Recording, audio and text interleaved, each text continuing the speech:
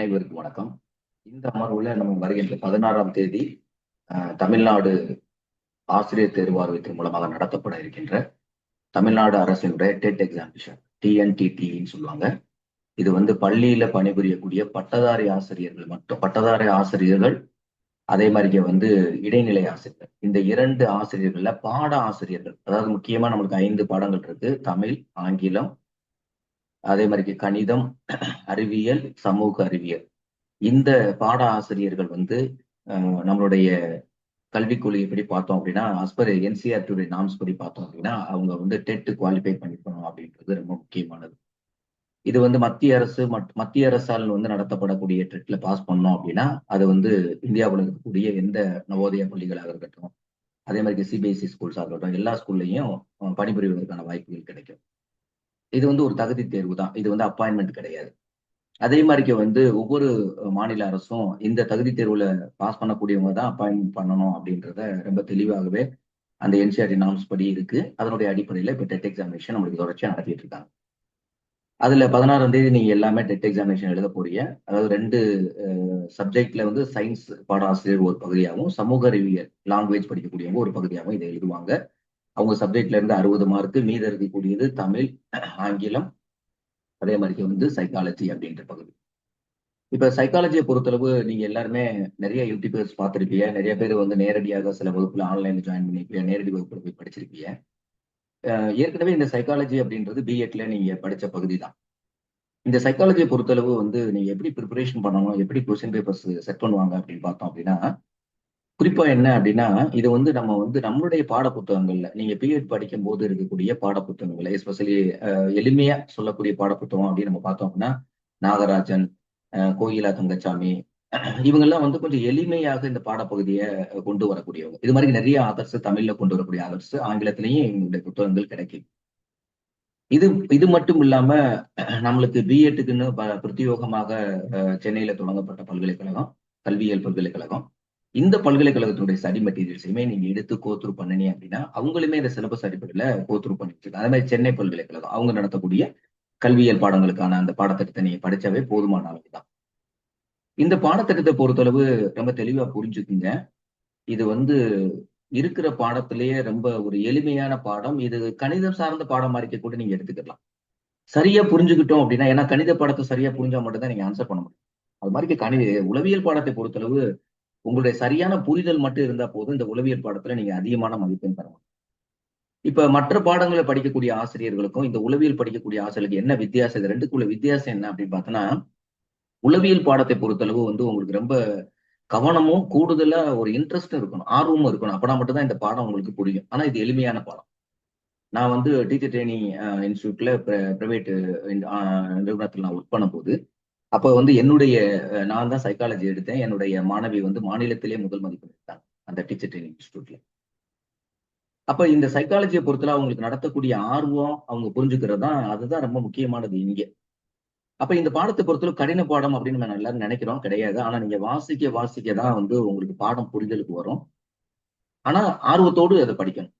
So இந்த நேரம் இப்ப எக்ஸாமினேஷன் நேரத்துக்கு வந்துட்டோமே, நாங்க எல்லாமே என்ன தரவா இருக்கிறோமே, இப்ப நம்ம என்ன இது கூடுதலா நம்ம தெரிஞ்சுக்கிற போறோம் அப்படின்னு பார்த்தோம்னா, இந்த பேப்பர் 1 டெட் எக்ஸாமினேஷன் பேப்பர் 2ல இருக்கக்கூடிய சைக்காலஜியில குறிப்பா உங்களுக்கு வந்து education psychology, child development and பெடகாஜின்னு சொல்லக்கூடிய அந்த பாடத்திட்டத்தில் இருக்கக்கூடிய பகுதிகளை நம்ம பார்க்க போறோம். ஒவ்வொரு யூனிட்டா தலைப்பு வாரியாக எக்ஸாமினேஷன்ல கேட்கப்படக்கூடிய வினாக்களுடைய அடிப்படையில தான் இந்த பதிவை நான் செய்யறேன். அதனால இது கடைசி நேரத்துல நீங்க தேர்வுக்கு போகக்கூடிய மாணவர்களுக்கு இது மிகவும் பயனுள்ளதாக இருக்கும். ஒரு காரிலேட்டடா ஒண்ணுக்கு ஒண்ணு தொடர்பு இருக்கக்கூடிய பாடத்திட்டமாக இது இருக்கும். இந்த பாடங்களை முழுமையா கேட்டுட்டு போங்க. இதை கேட்டுட்டு போனாவே போதும். இந்த டெட் எக்ஸாமினேஷனை பொறுத்தளவு 30 வினாக்கள்ல நீங்க குறைந்தபட்சம் வந்து ஒரு 20 வினாக்களுக்காக விடையளிக்க முடியும். ஏன் 20 வினாக்கள் அப்படின்னா, எல்லா வினாக்களுமே ரொம்ப டெப்தா போக மாட்டாங்க. ரொம்ப இப்ப குறிப்பா பார்த்தோம் அப்படின்னா, ஸ்டாண்டர்டா சில புக்ஸை நம்ம ரெஃபர் பண்றோம். அது ஆங்கிலத்துல மட்டுமே சில புத்தகங்கள்லாம் இருக்கு. இந்த புத்தகங்கள்லாம் என்னன்னா மங்கள் புக் அப்படின்றதெல்லாம் பார்த்தோம்னா கொஞ்சம் டெப்தா அதுல இருந்து வரி பை வரியா கூட எடுத்து கேட்கிறாங்க. அப்பம்போதுதான் நீங்க ஆன்சர் பண்றதுக்கு கொஞ்சம் தயங்குறாங்க எல்லா மாணவர்கள். அதனால நம்மளுக்கு தமிழ்ல தான் நம்ம எக்ஸாமினேஷன் எழுத போறோம். அதனால தமிழை பொறுத்தளவு தமிழ்ல படிக்கிறதா உங்களுக்கு எளிமை அப்படின்றத நானும் சொல்றேன். ஸோ அப்ப எளிமையா கேட்கப்படக்கூடிய, நேரடியா கேட்கப்படக்கூடிய எல்லா கொஸ்டினுமே காம்ப்ளிகேஷன்ஸ் இருக்காது, அனாலிட்டிக்கல் ஓரியன்டட் இருக்காது. ஏன்னா ஒரு வினாக்கள் செட் பண்ணும்போது ஒரு 30 வினான்னு வச்சுக்கலாம், ஒரு 100% எடுக்க போறாங்க அப்படின்னா குறைந்தபட்சம் ஒரு 60% வந்து நேரடியாக கேட்கப்படக்கூடிய வினாக்கள் தான் அதிகமா இருக்கும். கேட்டவொடனே ஆன்சர் பண்ற மாதிரி சிறுசா புரிஞ்சுக்கிட்டு ஆன்சர் பண்ணலாம். ஒரு 40% வினாக்கள் வந்து புரிஞ்சு அனாலிசிஸ் பண்ணி அதை வந்து எடுக்க முடியும் ஆன்சர் அப்படின்னு இருக்கும். ஸோ அந்த 40 வினாக்களுக்கு நீங்க விடையளிக்கிறதுல கொஞ்சம் டீப்பா போய் படிச்சா தான் ஆன்சர் பண்ண முடியும். ஸோ இதை பொறுத்தளவு வந்து ரொம்ப எளிமையாவே நீங்க ஆன்சர் பண்ண முடியும். ஸோ இதை தவிர ரொம்ப நீங்க அனலைஸ் பண்ண வேண்டியதே கிடையாது. பாடத்தை முக்கியமா வந்து பாட புத்தகங்களை நீங்க படிச்ச பிஎட்ல வச்சிருக்க புத்தகங்களை வச்சு படிச்சாவே போதுமானதான் இதுல இருக்கக்கூடியதை நீங்க ஆன்சர் பண்ண முடியும். இது சம்பந்தமா பிஜிடிஆர்பி தொடர்பு உங்களுடைய பாடத்திட்டம் தொடர்புடைய பல்வேறு பதிவுகளை நான் உளவியல்ல பதிவு பண்ணிருக்கேன் ஏற்கனவே. அதுல உங்களுக்கு இந்த பாடத்துல எது தொடர்பு இருக்கோ அதை நீங்க என்னுடைய யூடியூப்ல போய் ரெஃபரன்ஸ் எடுத்துக்கலாம். ஸோ இப்போ என்ன அப்படின்னா இந்த அமர்வுல முதல் பகுதியில பார்த்தோம்னா சைக்காலஜி, அந்த யூனிட்ல education psychology, child development and pedagogy. இப்போ உங்களுடைய சைக்காலஜி, அதாவது முதல்ல என்னன்னா சைக்காலஜி பத்தியான பொதுவான அண்டர்ஸ்டாண்டிங் இருக்கும். ஏன்னா உங்களுக்கு யூனிட் தொடங்கும் போதே அவங்க வந்து டெட் 2ல என்ன கொடுத்துருக்காங்க அப்படின்னா நேரடியாகவே சைல்டு டெவலப்மெண்ட் இதுக்குள்ள போயிட்டு தான் அவங்க டைரக்டா போயிருக்காங்க. அதுக்கு பின்னாடி தான் பார்த்தோன்னா உளவியல், அதை பத்தி கான்செப்டை பத்தி அவங்க உள்ள போறாங்க. இப்போ உளவியல் அப்படின்னா என்ன அப்படின்னா, உளவியல் அப்படின்றதுக்கு பல்வேறு வரையறைகளை இந்த துறை தொடங்கினதுல இருந்து, குறிப்பா வந்து பிளாட்டோ அண்ட் அரிஸ்டாட்டில் காலத்துல இருந்தே அவங்க இவங்க 2 பேரும் மிகப்பெரிய தத்துவ ஞானிகள்னு உங்களுக்கு தெரியும். இவங்க வந்து உளவியலை வந்து ஃபர்ஸ்ட் ஆரம்பத்துல இவங்க சொல்லும் போது இது வந்து ஒரு ஆன்மா அப்படின்ற ஒரு கருத்து அடிப்படையில தான் அவங்க முதல்ல விளக்கம் கொடுத்தாங்க. அதற்கு பின்னாடி அது வந்து கான்சியஸ்னஸ், அதாவது சயின்ஸ் ஆஃப் கான்சியஸ்னஸ் வந்துச்சு. அதுவும் வந்து சயின்ஸ் பார்க்கக்கூடிய ஒன்று இல்லை அப்படின்றதுக்காக அதை வந்து ஏத்துக்கல. அதுக்கு பின்னாடி வந்து இது வந்து இந்த கான்செப்ட் வந்து 19ஆம் நூற்றாண்டில் வரக்கூடிய ஒரு கான்செப்டாக வில்லியம் முண்ட் அப்படின்றவர் தான். இவர் தான் உளவியலுடைய தந்தை என்று அழைக்கப்படும். மாடர்ன் சைக்காலஜியுடைய தந்தை அப்படின்னு கேட்டாங்க அப்படின்னா அது சிக்மண்ட் ஃப்ராய்ட் அப்படின்றது நமக்கு தெரியும். இந்த உண்ட் அப்படின்ற ஒரு வில்லியம் உண்ட் தான் பார்த்தோம் அப்படின்னா இந்த சயின்ஸ் ஆஃப் கான்சியஸ்னஸ் அந்த கான்செப்ட் வர்றாரு. அதுக்கு பின்னாடி பார்த்தோம் அப்படின்னா இப்ப என்ன, அதாவது உங்களுக்கு சைக்காலஜி அப்படின்னு கேட்டாங்க அப்படின்னா அது வந்து நடத்தையை பற்றி படிக்கக்கூடிய ஒரு அறிவியல் அப்படின்னு சொல்லலாம். நடத்தை அப்படின்றது சொல்லிட்டாங்க.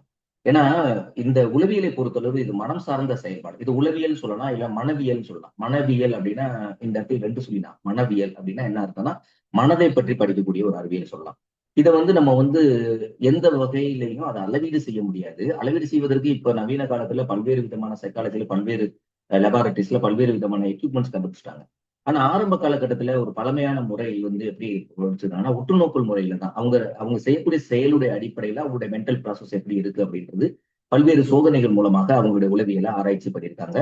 இந்த சைக்கோலாஜி அப்படின்னு நம்ம பிரிச்சு பார்த்தோம்னா சைக்குக்கான வார்த்தைக்கான மீனிங் என்ன அப்படின்னு பார்த்தோம்னா சைக் என்பது மனம், லாஜி என்பது அறிவியலை பற்றி, அறிவியல் படிப்பு அப்படின்னு நம்ம சொல்றோம். எல்லாமே சுவாலஜி, வாட்டர் எல்லாமே சொல்றோம்ல. பயாலஜி அப்படின்னு சொல்றோம். லாஜினா என்னது, அது படிக்கக்கூடிய படிப்பு அப்படின்னு சொல்றோம். ஸோ இது மனதை பற்றி படிக்கக்கூடிய படிப்பு அப்படின்னு நம்ம சொல்லிட்டோம். ஸோ இப்போ லேட்டஸ்ட் டெஃபினிஷன் அப்படின்னு பார்த்தீங்கன்னா நடத்தை பற்றி படிக்கக்கூடிய உளவியல். இதுல நிறைய விதமான டைப் ஆஃப் உளவியல் இருக்கு. மனித ஹியூமன் சைக்காலஜி இருக்கு, அனிமல் சைக்காலஜி இருக்கு, பிளான்ட் சைக்காலஜி, தாவர உளவியல் இருக்கு, இண்டஸ்ட்ரியல் சைக்காலஜி, கிளினிக்கல் சைக்காலஜி, இது மாதிரி நிறைய பிஹேவியரல் சைக்காலஜி, ஒர்க்கர் சைக்காலஜி, இப்படி நிறைய விதமான சைக்காலஜி இருக்கு. ஆனா உங்களுக்கு சிலபஸ்ல என்ன அப்படின்னா நீங்க போகக்கூடிய பணிக்கு தொடர்புடையதாக இருக்கு. இது வந்து எஜுகேஷனல் சைக்காலஜி, குறிப்பா வந்து எஜுகேஷனல் சைக்காலஜில சில்ட்ரன்ஸுடைய சைக்காலஜி, அதாவது சில்ட்ரன்ஸ் அதாவது குழந்தை பருவத்திலிருந்து தொடங்கி குமர பருவத்தில் இருக்கக்கூடிய, அதாவது அந்த 18 to 19, 20 இயர்ஸ் ஏஜ் இருக்காங்க அப்படின்னா அடலோரசன்ஸ் பீரியட்ஸ் இருக்காங்க வரதா, குமர பருவம், விடலை பருவம் சொல்லலாம். அந்த குழந்தை பருவத்துல தொடங்கி விடலை பருவம் இருக்கக்கூடிய மாணவர்கள் தான் உங்களுடைய பள்ளிக்கல்வித்துறையில படிக்கக்கூடிய மாணவர்களுக்கு நீங்க டீச் பண்ணக்கூடிய அந்த மாணவர்களுடைய உடல் சார்ந்த, உளவியல் சார்ந்த வளர்ச்சி எப்படி இருக்கிறது, அது வந்து அவங்களுடைய கற்றல்ல எப்படி அது பயன்படுது அப்படின்றத பத்தி தான் நீங்க இங்க படிக்க போறீங்க. சைக்காலஜி என்பது நடத்தை பற்றி படிப்பது. எஜுகேஷன் கல்வி உளவியல் கேட்டாங்க அப்படின்னா இது வந்து கற்றல் சூழல்ல கற்றுக்கொள்ளக்கூடிய மாணவர்களுடைய நடத்தையை பற்றி படிப்பது அப்படின்றது நம்ம எடுத்துக்கலாம். Education behaviour in education situation, கற்றல் சூழல்ல மாணவர்களுடைய நடத்தை எப்படி வெளிப்படுது அப்படின்றது. இது வந்து ஆசிரியருக்கு மிக முக்கியமான ஒரு விஷயம். நீங்க என்னதான் அறிவுள்ள ஆசிரியராக இருந்தாலும் கூட அந்த நீங்க சொல்லிக் கொடுக்கக்கூடிய பாடத்தினுடைய பொருண்மை, அதனுடைய கான்செப்ட் வந்து குழந்தைகளுக்கு சரியா போய் ரீச் பண்ணணும் அப்படின்னா அவங்களுடைய மாணவர்களுடைய சைக்காலஜி தெரிஞ்சா மட்டும்தான் நீங்க சொல்லிக் கொடுக்குற விஷயத்தை குழந்தைகளுக்கு கொண்டு ரீச் பண்ண முடியும். ஸோ இதுதான் அடிப்படையான விஷயம். அப்ப இந்த சைக்காலஜி தெரிஞ்சா தான் நீங்க எவ்வளவு பெரிய சப்ஜெக்ட் டஃப்னஸ் உங்களுக்கு இருந்தாலும் கூட அதை கொண்டு ரீச் பண்ண முடியும். அந்த அடிப்படையில தான் இந்த உளவியலை பத்தி ஆசிரியருக்கு மிக முக்கியமானது. ஏன்னா உளவியல் அப்படின்றது இந்த இடத்துல என்ன அப்படின்னு பார்த்தோன்னா லேர்னர் சைக்காலஜி மட்டும் கிடையாது. ஏன்னா கல்வி உளவியல்ல லேர்னர் சைக்காலஜி வரும், பிளஸ் வந்து டீச்சருடைய சைக்காலஜி, மாணவர்களுடைய, அதாவது ஒரு வகுப்பறையில் இருக்கக்கூடிய 40 மாணவர்கள 40 மாணவர்களும் 40 விதமான மனநிலையில இருக்கக்கூடிய மாணவர்கள். இதுல வந்து இண்டிவிஜுவல் டிஃபரன்சஸ் இருக்கு. ஸோ இந்த மாதிரி வெவ்வேறு விதமான வேறுபாடு இருக்கக்கூடிய மாணவர்கள், வெவ்வேறு விதமான மனநிலையில் இருக்கக்கூடிய மாணவர்களுக்கு ஒரே மனநிலைக்கு கொண்டு வந்து அவங்களுடைய பாட பொருண்மையை பத்தி, அவங்க பாட பொருளை பத்தி அவங்களுக்கு சொல்லிக் கொடுக்கக்கூடிய விஷயம் ஆசிரியருக்கு இருக்கு. இது வந்து ஒரு சேலஞ்சிங்கான ஜாப் தான். ஸோ அப்போ ஆசிரியர் வந்து மாணவருடைய உளவியலை பற்றி தெரிஞ்சிருந்தா மட்டும்தான் அவங்களுக்கு அவங்களுடைய கான்செப்டை சொல்லிக் கொடுக்கும் போது அவங்களுக்கு அடைவுத்திறனை கொண்டு வர முடியும் அப்படின்னு. ஸோ இந்த அடிப்படையில் தான் இன்னைக்கு நம்ம முதல் யூனிட்ல கொடுக்கப்படக்கூடிய டாபிக் வந்து குழந்தைகள் வளர்தல் மற்றும் வளர்ச்சி, இதை பத்தியும் இது வந்து எப்படி வந்து ஹெரிடிட்ரியும் அவங்களுடைய என்விரான்மெண்டலும், அதாவது நேச்சர் நர்ச்சர் சொல்லுவாங்க, இது ரெண்டு அவங்களுக்கு எப்படி தொடர்பு இருக்கு அப்படின்றத பத்தி தான் இந்த அமர்வுல நம்ம பார்க்க போறோம். இந்த டாபிக் உள்ள போறதுக்கு முன்னாடி நம்ம சிலபஸ்னுடைய ஓவர்வியூ. இப்ப நம்ம பார்த்துக்கிட்டு இருக்கிறது வந்து டெட் 2ல எழுதக்கூடியவங்களுக்கான கல்வி உளவியலை பத்தி தான் நம்ம இந்த இதில் பார்க்க போறோம். ஸோ இந்த டாபிக் மெயினா வந்து முக்கியமா வந்து 3 கான்செப்ட் பேஸ் பண்ணி தான் இருக்குது. ஒன்னு எஜுகேஷன் சைக்காலஜி, கல்வி உளவியல். ரெண்டாவது சைல்டு டெவலப்மெண்ட், எப்படி குழந்தை, அதாவது சைல்டு டெவலப்மெண்ட் அப்படின்னா அது வந்து குழந்தைகளோட வளர்ச்சியில தொடங்கி குமரப்பருவம் வரைக்கும் இருக்கக்கூடிய வளர்ச்சி, அதில் இருக்கக்கூடிய முன்னேற்றம், அதை பத்தி தான் நம்ம படிக்க போறோம். அடுத்து பெடகாஜி அப்படின்றது வெவ்வேறு வகையான முறைகளை எப்படி உங்களுக்கு வந்து டீச்சிங் பண்ண போறோம். பெடகாஜி என்பது கற்பித்தல் முறைகளை தான் நம்ம பெடகாஜின்னு சொல்றோம். சரியா? பெடகாஜி டிபார்ட்மெண்ட் அப்படின்னு நம்ம சொல்றோம். ஸோ அந்த அடிப்படையில் பார்த்தோம் அப்படின்னா இந்த ஃபர்ஸ்ட் யூனிட்ல வந்து growth and development of the child, குழந்தையினுடைய வளர்ச்சி, அதனுடைய டெவலப்மெண்ட், முன்னேற்றம், இதை பத்தி தான் அவங்க கொடுத்துருக்காங்க இந்த டாபிக்ல. இந்த டாபிக்ல என்னென்ன ஹெட்டிங்ஸ் கொடுத்துருக்காங்க அப்படின்னு பார்த்தோன்னா மேஜரா வந்து மெயினா வந்து ஒரு 3 ஹெட்டிங்ஸ் வந்து இதுல இன்க்ளூட் பண்ணிருக்காங்க. ஃபர்ஸ்ட் ஹெட்டிங் என்ன அப்படின்னா இந்த meaning, concept and principles of growth and development. அதாவது வந்து growth அண்ட் டெவலப்மெண்ட் அப்படின்றதனுடைய அந்த growth அண்ட் டெவலப்மெண்ட் அதனுடைய மீனிங் என்ன, அதனுடைய பொருள் என்ன, வளர்ச்சி அந்த முன்னேற்றம், இதை பற்றியான இருக்கக்கூடிய கோட்பாடுகள் என்ன, கோட்பாடுகள் பிரின்சிபல்ஸ் கொடுத்துருக்காங்க அப்படின்றத பத்தி தான் கொடுத்துருக்காங்க. அடுத்து ரெண்டாவது இதுல முக்கியமா பார்த்தோம் அப்படின்னா வளர்ச்சி மற்றும் முன்னேற்றம், இதனோட ஒப்பீடு, அதாவது difference between the growth and development, அதனுடைய ஒப்பீடை பத்தி கேட்டிருக்காங்க. அடுத்து பார்த்தோம் அப்படின்னா மிக முக்கியமா பார்த்தோம் அப்படின்னா impact of nature and nurture of the child development. Nature அப்படின்றது இயற்கை, அதாவது வந்து அது வந்து ஹெரிடிட்ரி, குழந்தைகளுக்கு இயற்கையாகவே பேரண்டல் மூலமாக அவங்களுடைய மூதாதையர்கள் மூலமாக வரக்கூடிய பண்புகள், உளப்பண்பு, உடல் பண்பு, இந்த 2 பண்புகளுமே மூதாதையர்கள்ல இருந்து வரக்கூடிய ஒரு பண்பு அப்படின்னு நம்ம சொல்லலாம். அடுத்து வந்து நர்ச்சர் அப்படின்றது வந்து குழந்தை பிறந்ததுக்கு பின்னாடி அது வாழக்கூடிய சூழல், என்விரான்மெண்டல், அதுக்கு எப்படி பயிற்சி கொடுக்குறோம், அதனுடைய அடிப்படையில் அந்த குழந்தையோட வளர்ச்சி எப்படி இருக்கு, அதுக்கு எப்படி உணவு கொடுக்குறோம், எப்படி ஊட்டச்சத்து உள்ள உணவு கொடுக்குறோம், எப்படி கல்வி கொடுக்குறோம் அப்படின்றத வச்சு அந்த குழந்தையோட வளர்ச்சி இருக்கு. இது வந்து நர்ச்சர் அப்படின்றது என்ன அப்படின்னா சூழல் மூலமாக கிடைக்கக்கூடிய, அந்த குழந்தைக்கு சூழல் மூலமாக கிடைக்கக்கூடிய, சுற்றுச்சூழல் மூலமாக, அந்த சூழல் மூலமாக மீன்ஸ் என்னன்னா அவங்களோட பேரண்டல் மூலமாக. இப்போ எக்கனாமிக்கலி நல்ல குவாலிட்டியா இருக்காங்க அப்படின்னா அவங்களுக்கு குழந்தைகளுக்கு நல்ல ஊட்டச்சத்து உள்ள உணவு கிடைக்கும் அப்படின்றது. ஆனா இன்னைக்கு அது உண்மை கிடையாது. ஏன்னா இன்னைக்கு எல்லாருமே நல்ல ஹை எக்கனாமிக்கல் ஃபேமிலியில் இருக்கக்கூடிய குழந்தைகள் சாப்பிடக்கூடிய எல்லா உணவுல பர்கர், பீஸா, ஃபாஸ்ட் ஃபுட், இது எல்லாமே என்ன அப்படின்னா ஆன்டி ஆக்சிடென்ட் இல்லாத ஒரு நச்சுள்ள உணவுப் பொருள் அப்படின்னு தான் நம்ம சொல்ல முடியும். இதனால நோய்கள் அந்த குழந்தைகளுக்கு அதிகமாக தான் வருது. அதனால உணவுல வந்து சரியா இருக்கக்கூடிய குழந்தைகள், ஏழை குழந்தைகளுக்கு உணவு கிடைக்காட்டா கூட அவங்க சாப்பிடக்கூடிய உணவுகள்ல நட்ஸ் அப்படின்றது ரொம்ப கிடையவே கிடையாது. ஸோ இது பொதுவா இன்னைக்கு உள்ளது. ஆனா இது வந்து அந்த குழந்தைக்கு கிடைக்கக்கூடிய சூழல் அப்படின்றது ரொம்ப முக்கியமானது. அடுத்து பார்த்தோம் அப்படின்னா நெக்ஸ்ட் வந்து impact of nature and nurture அப்படின்றத பத்தி பார்க்குறோம். ஸோ இந்த 3 தான் இன்னைக்கு அமர்வுல நம்ம பார்க்க போறோம். அடுத்து ஸ்டேஜஸ் அப்படின்றது பார்த்தோம் அப்படின்னா குழந்தைகளுடைய வளர்ச்சி நிலையில் பார்த்தோம்னா நான் என்ன சொன்னேன், குழந்தை பருவத்திலிருந்து தொடங்கி குமரப்பருவம் வரைக்கும் இருக்கக்கூடிய வளர்ச்சி நிலைகள்ல உடல் பண்பு எப்படி வளர்ச்சி அடையுது, உளப்பண்பு எப்படி வளர்ச்சி அடையுது அப்படின்றத பத்தி அந்த ஒவ்வொரு பருவத்திலையுமே நம்ம அதை பிரிச்சு பிரிச்சு பார்க்க போறோம். அதாவது குழந்தை பருவம், குழவி பருவம், குழந்தை பருவம், குமரப்பருவம். அவங்க சிலபஸ்ல 3 பருவம் மட்டும் எஸ்பெஷலி குறிப்பிட்டிருக்காங்க. ஆனா பல்வேறு படிநிலைகள் அதுல இருக்கு. அதுல வந்து குறிப்பிக்கப்பட்டது பார்த்தோம்னா குழவி பருவம், குழந்தை பருவம் அண்ட் குமரப்பருவம் மட்டும் சொல்லியிருக்காங்க. அடுத்து வந்து டைமென்ஷன்ஸ் ஆஃப் டெவலப்மெண்ட், அதாவது ஒரு வளர்ச்சி என்பது என்ன அப்படின்னா ஒரு வளர்ச்சி என்பது ஒரு சிங்கிள் ஃபேக்டர் கிடையாது. ஒரு குறிப்பிட்ட காரணி மட்டுமே ஒரு வளர்ச்சியை தீர்மானிக்காது. ஏன்னா காரணிகள் அப்படின்னு வந்தோம்னா அது வந்து ஒரு புளூரல் ஃபார்ம். ஒரு மாணவனுடைய வளர்ச்சி என்பது எப்படி எடுத்து பார்த்தோம் அப்படின்னா அவனோட உடல் வளர்ச்சி மட்டும் இருந்தா போதுமா? கண்டிப்பா கிடையாது. அவனோட உடல் வளர்ச்சியோட சேர்ந்து உள வளர்ச்சி இருக்கணும், அதாவது மன வளர்ச்சி இருக்கணும், மென்டல் டெவலப்மெண்ட் அப்படின்னு சொல்லுவாங்க. அந்த மென்டல் டெவலப்மெண்ட் மட்டும் இருந்தா பத்துமா அப்படின்னா அந்த மென்டல் வளர்ச்சி இருக்குனாவே ஆட்டோமேட்டிக்கா அங்க காக்னேட்டிவ் வளர்ச்சி இருக்கு, அறிதல் திறன் வளர்ச்சி இருக்கு. பியாச்சே சொல்லுவாரு 4 ஸ்டேஜஸ் ஆஃப் காக்னேட்டிவ் டெவலப்மெண்ட் பத்தி பேசுவார். ஸோ அது வந்து அது மட்டும் இருந்தா போதுமா? அதுக்கு மாரல் அண்ட் வேல்யூ, அதாவது நன்னடத்தை கல்வின்னு சொல்றோம் பத்தியில, மாரல் எஜுகேஷன் சொல்லுவோம் பத்தியில, அப்ப ஒரு மாரலா இருக்காங்க, இம்மாரலா இருக்காங்க. அதே வந்து சிக்மண்ட் ஃப்ராய்டு வந்து சைக்கோனாட்டிக்கல் தியரியில இட்டு ஈகோ சூப்பர் ஈகோல சொல்லுவாரு. இம்மாரலா இருக்கக்கூடியவன் இட்டு, அதே மாதிரிக்கு வந்து மாரலா இருக்கக்கூடியவன் வந்து சூப்பர் ஈகோன்னு சொல்லுவார். அப்ப வந்து மாறல் அப்படின்றது வந்து நற்பண்புகள் அந்த குழந்தைகளுக்கு வளரணும், அதுவும் வளர்ந்துருக்கும். தீய பண்புகள் வளர்ந்துச்சு அப்படின்னா அது சமுதாயத்துக்கு எதிரானதா போகுது. அப்ப நற்பண்புகள் வளரும். அடுத்து வந்து எமோஷனல் டெவலப்மெண்ட், அதாவது மன எழுச்சி, அவர்களுக்கு ஏற்படக்கூடிய அந்த மன உணர்வுகளை முறைப்படுத்தக்கூடிய, கட்டுப்படுத்தக்கூடிய அந்த குழந்தைகளாகவும் அவங்க இருக்கணும் அப்படின்ட்டு சொல்றாங்க. சோ அதே மாதிரி சமூக வளர்ச்சி என்பது, அதாவது மனிதன் வந்து ஒரு சமூக விலங்கு என்று அரிஸ்டாட்டில் சொல்றார். அவன் வந்து தன்னுடைய உணவுக்காகவோ, தன்னுடைய உடைக்காகவோ, தன்னுடைய இருப்பிடத்திற்காகவோ தன்னை மட்டுமே சார்ந்தவனால இருக்க முடியாது. கண்டிப்பாக பல்வேறு மக்களுடைய பட்ட உழைப்பின் மூலமாக பெறக்கூடிய விஷயங்களை தான் அவன் வந்து பயன்படுத்துவான். அதனால வந்து தான் மட்டும் கிடையாது. தான், தன்னுடைய குடும்பம், சுற்றம், உற்றார், உறவினர், உலகத்தோர் அப்படின்னு சொல்லக்கூடிய அந்த ஒட்டி ஒழுகல் அப்படின்னு சொல்றது எல்லாரையோடையும் இணைஞ்சுதான் வாழ முடியும் அப்படின்ற தனிப்பட்ட முறையில வாழ முடியாது. அப்ப சமூக பண்புகள் அவங்களுக்கு எப்படி இருக்கு? அதாவது சமூக பண்புகள் மீன்ஸ் மற்றவர்களோடு அவர்கள் தொடர்பு கொள்கின்ற பொழுது அந்த தொடர்பு கொள்ளக்கூடிய திறன் எப்படி இருக்கிறது? அவருடைய கம்யூனிகேஷன் ஸ்கில்ஸ் எப்படி இருக்கிறது? இப்ப ஆசிரியர் மாணவர் இது வந்து ஒரு சமூக உறவு தான். இது வந்து ஒரு ஒரு என்விரான்மெண்ட், ஒரு குறிப்பிட்ட வகுப்பறையில் ஏற்படக்கூடிய ஒரு என்விரான்மெண்ட் ஆசிரியர் மாணவர். இந்த ஆசிரியர் மாணவருடைய உறவு எப்படி வந்து இருக்கிறதோ அதை பொறுத்து தான் வந்து அந்த கற்றல்ல அடைவுத்திறனை நம்ம பெற முடியும். ஆசிரியருக்கும் மாணவர்களுக்கு இடையில ஒரு இணக்கமான ஒரு ஹார்மோனியஸ் வளர்ச்சி இருக்கு, ஹார்மோனியஸ் இணக்கம் இருக்கு அப்படின்னா ஆட்டோமேட்டிக்கா அங்க வந்து நல்ல கற்றல் நடக்கும் அப்படின்றது. இதுதான் சமூக வளர்ச்சின்னு சொல்லுவாங்க. சோ இந்த மாதிரி வந்து உடல், மனம், ஒழுக்கம், மன வளர்ச்சி மற்றும் சமூக வளர்ச்சி சார்ந்த ஒட்டுமொத்த வளர்ச்சி தான் மாணவர்களுடைய வளர்ச்சி அப்படின்றது. இந்த பாடத்தை பொறுத்தவரை எப்படி கொஸ்டின் கேட்பாங்க? நான் இதுல வந்து அதாவது இதனுடைய இந்த கற்றலினுடைய குறிக்கோள் நோக்கம் ஒவ்வொரு பாடத்துக்கும் கொடுத்திருப்பாங்க. அதனுடைய அடிப்படையில் நான் இங்க இதுல இருந்து எப்படி கேட்பாங்க அப்படின்னு நான் பின்னாடி சொல்றேன். இதுக்கு அடுத்த சிலையில இப்ப பொதுவா இதுல இருந்து என்ன கேட்கலாம் அப்படின்னா, நான் ரொம்ப பாயிண்டட் பண்ணி சொல்றேன். ஒண்ணு என்ன அப்படின்னு பார்த்தோன்னா, இந்த அதாவது வளர்ச்சி, முன்னேற்றம் இந்த 2க்குமான அர்த்தம் உங்களுக்கு புரிஞ்சிருக்கா? அதாவது குரோத், டெவலப்மெண்ட். குரோத்னா என்ன? டெவலப்மெண்ட்னா என்ன? அப்படின்றது. இது 2க்கும் உடைய வேறுபாடுமே அவங்க தலைப்புல போட்டு difference between the growth and development. இது வந்து தொடர்ச்சி, வளர்ச்சி என்பது தொடர்ச்சியா இருக்குமா? இல்ல குரோத் என்பது வளர்ச்சி இருக்குமா?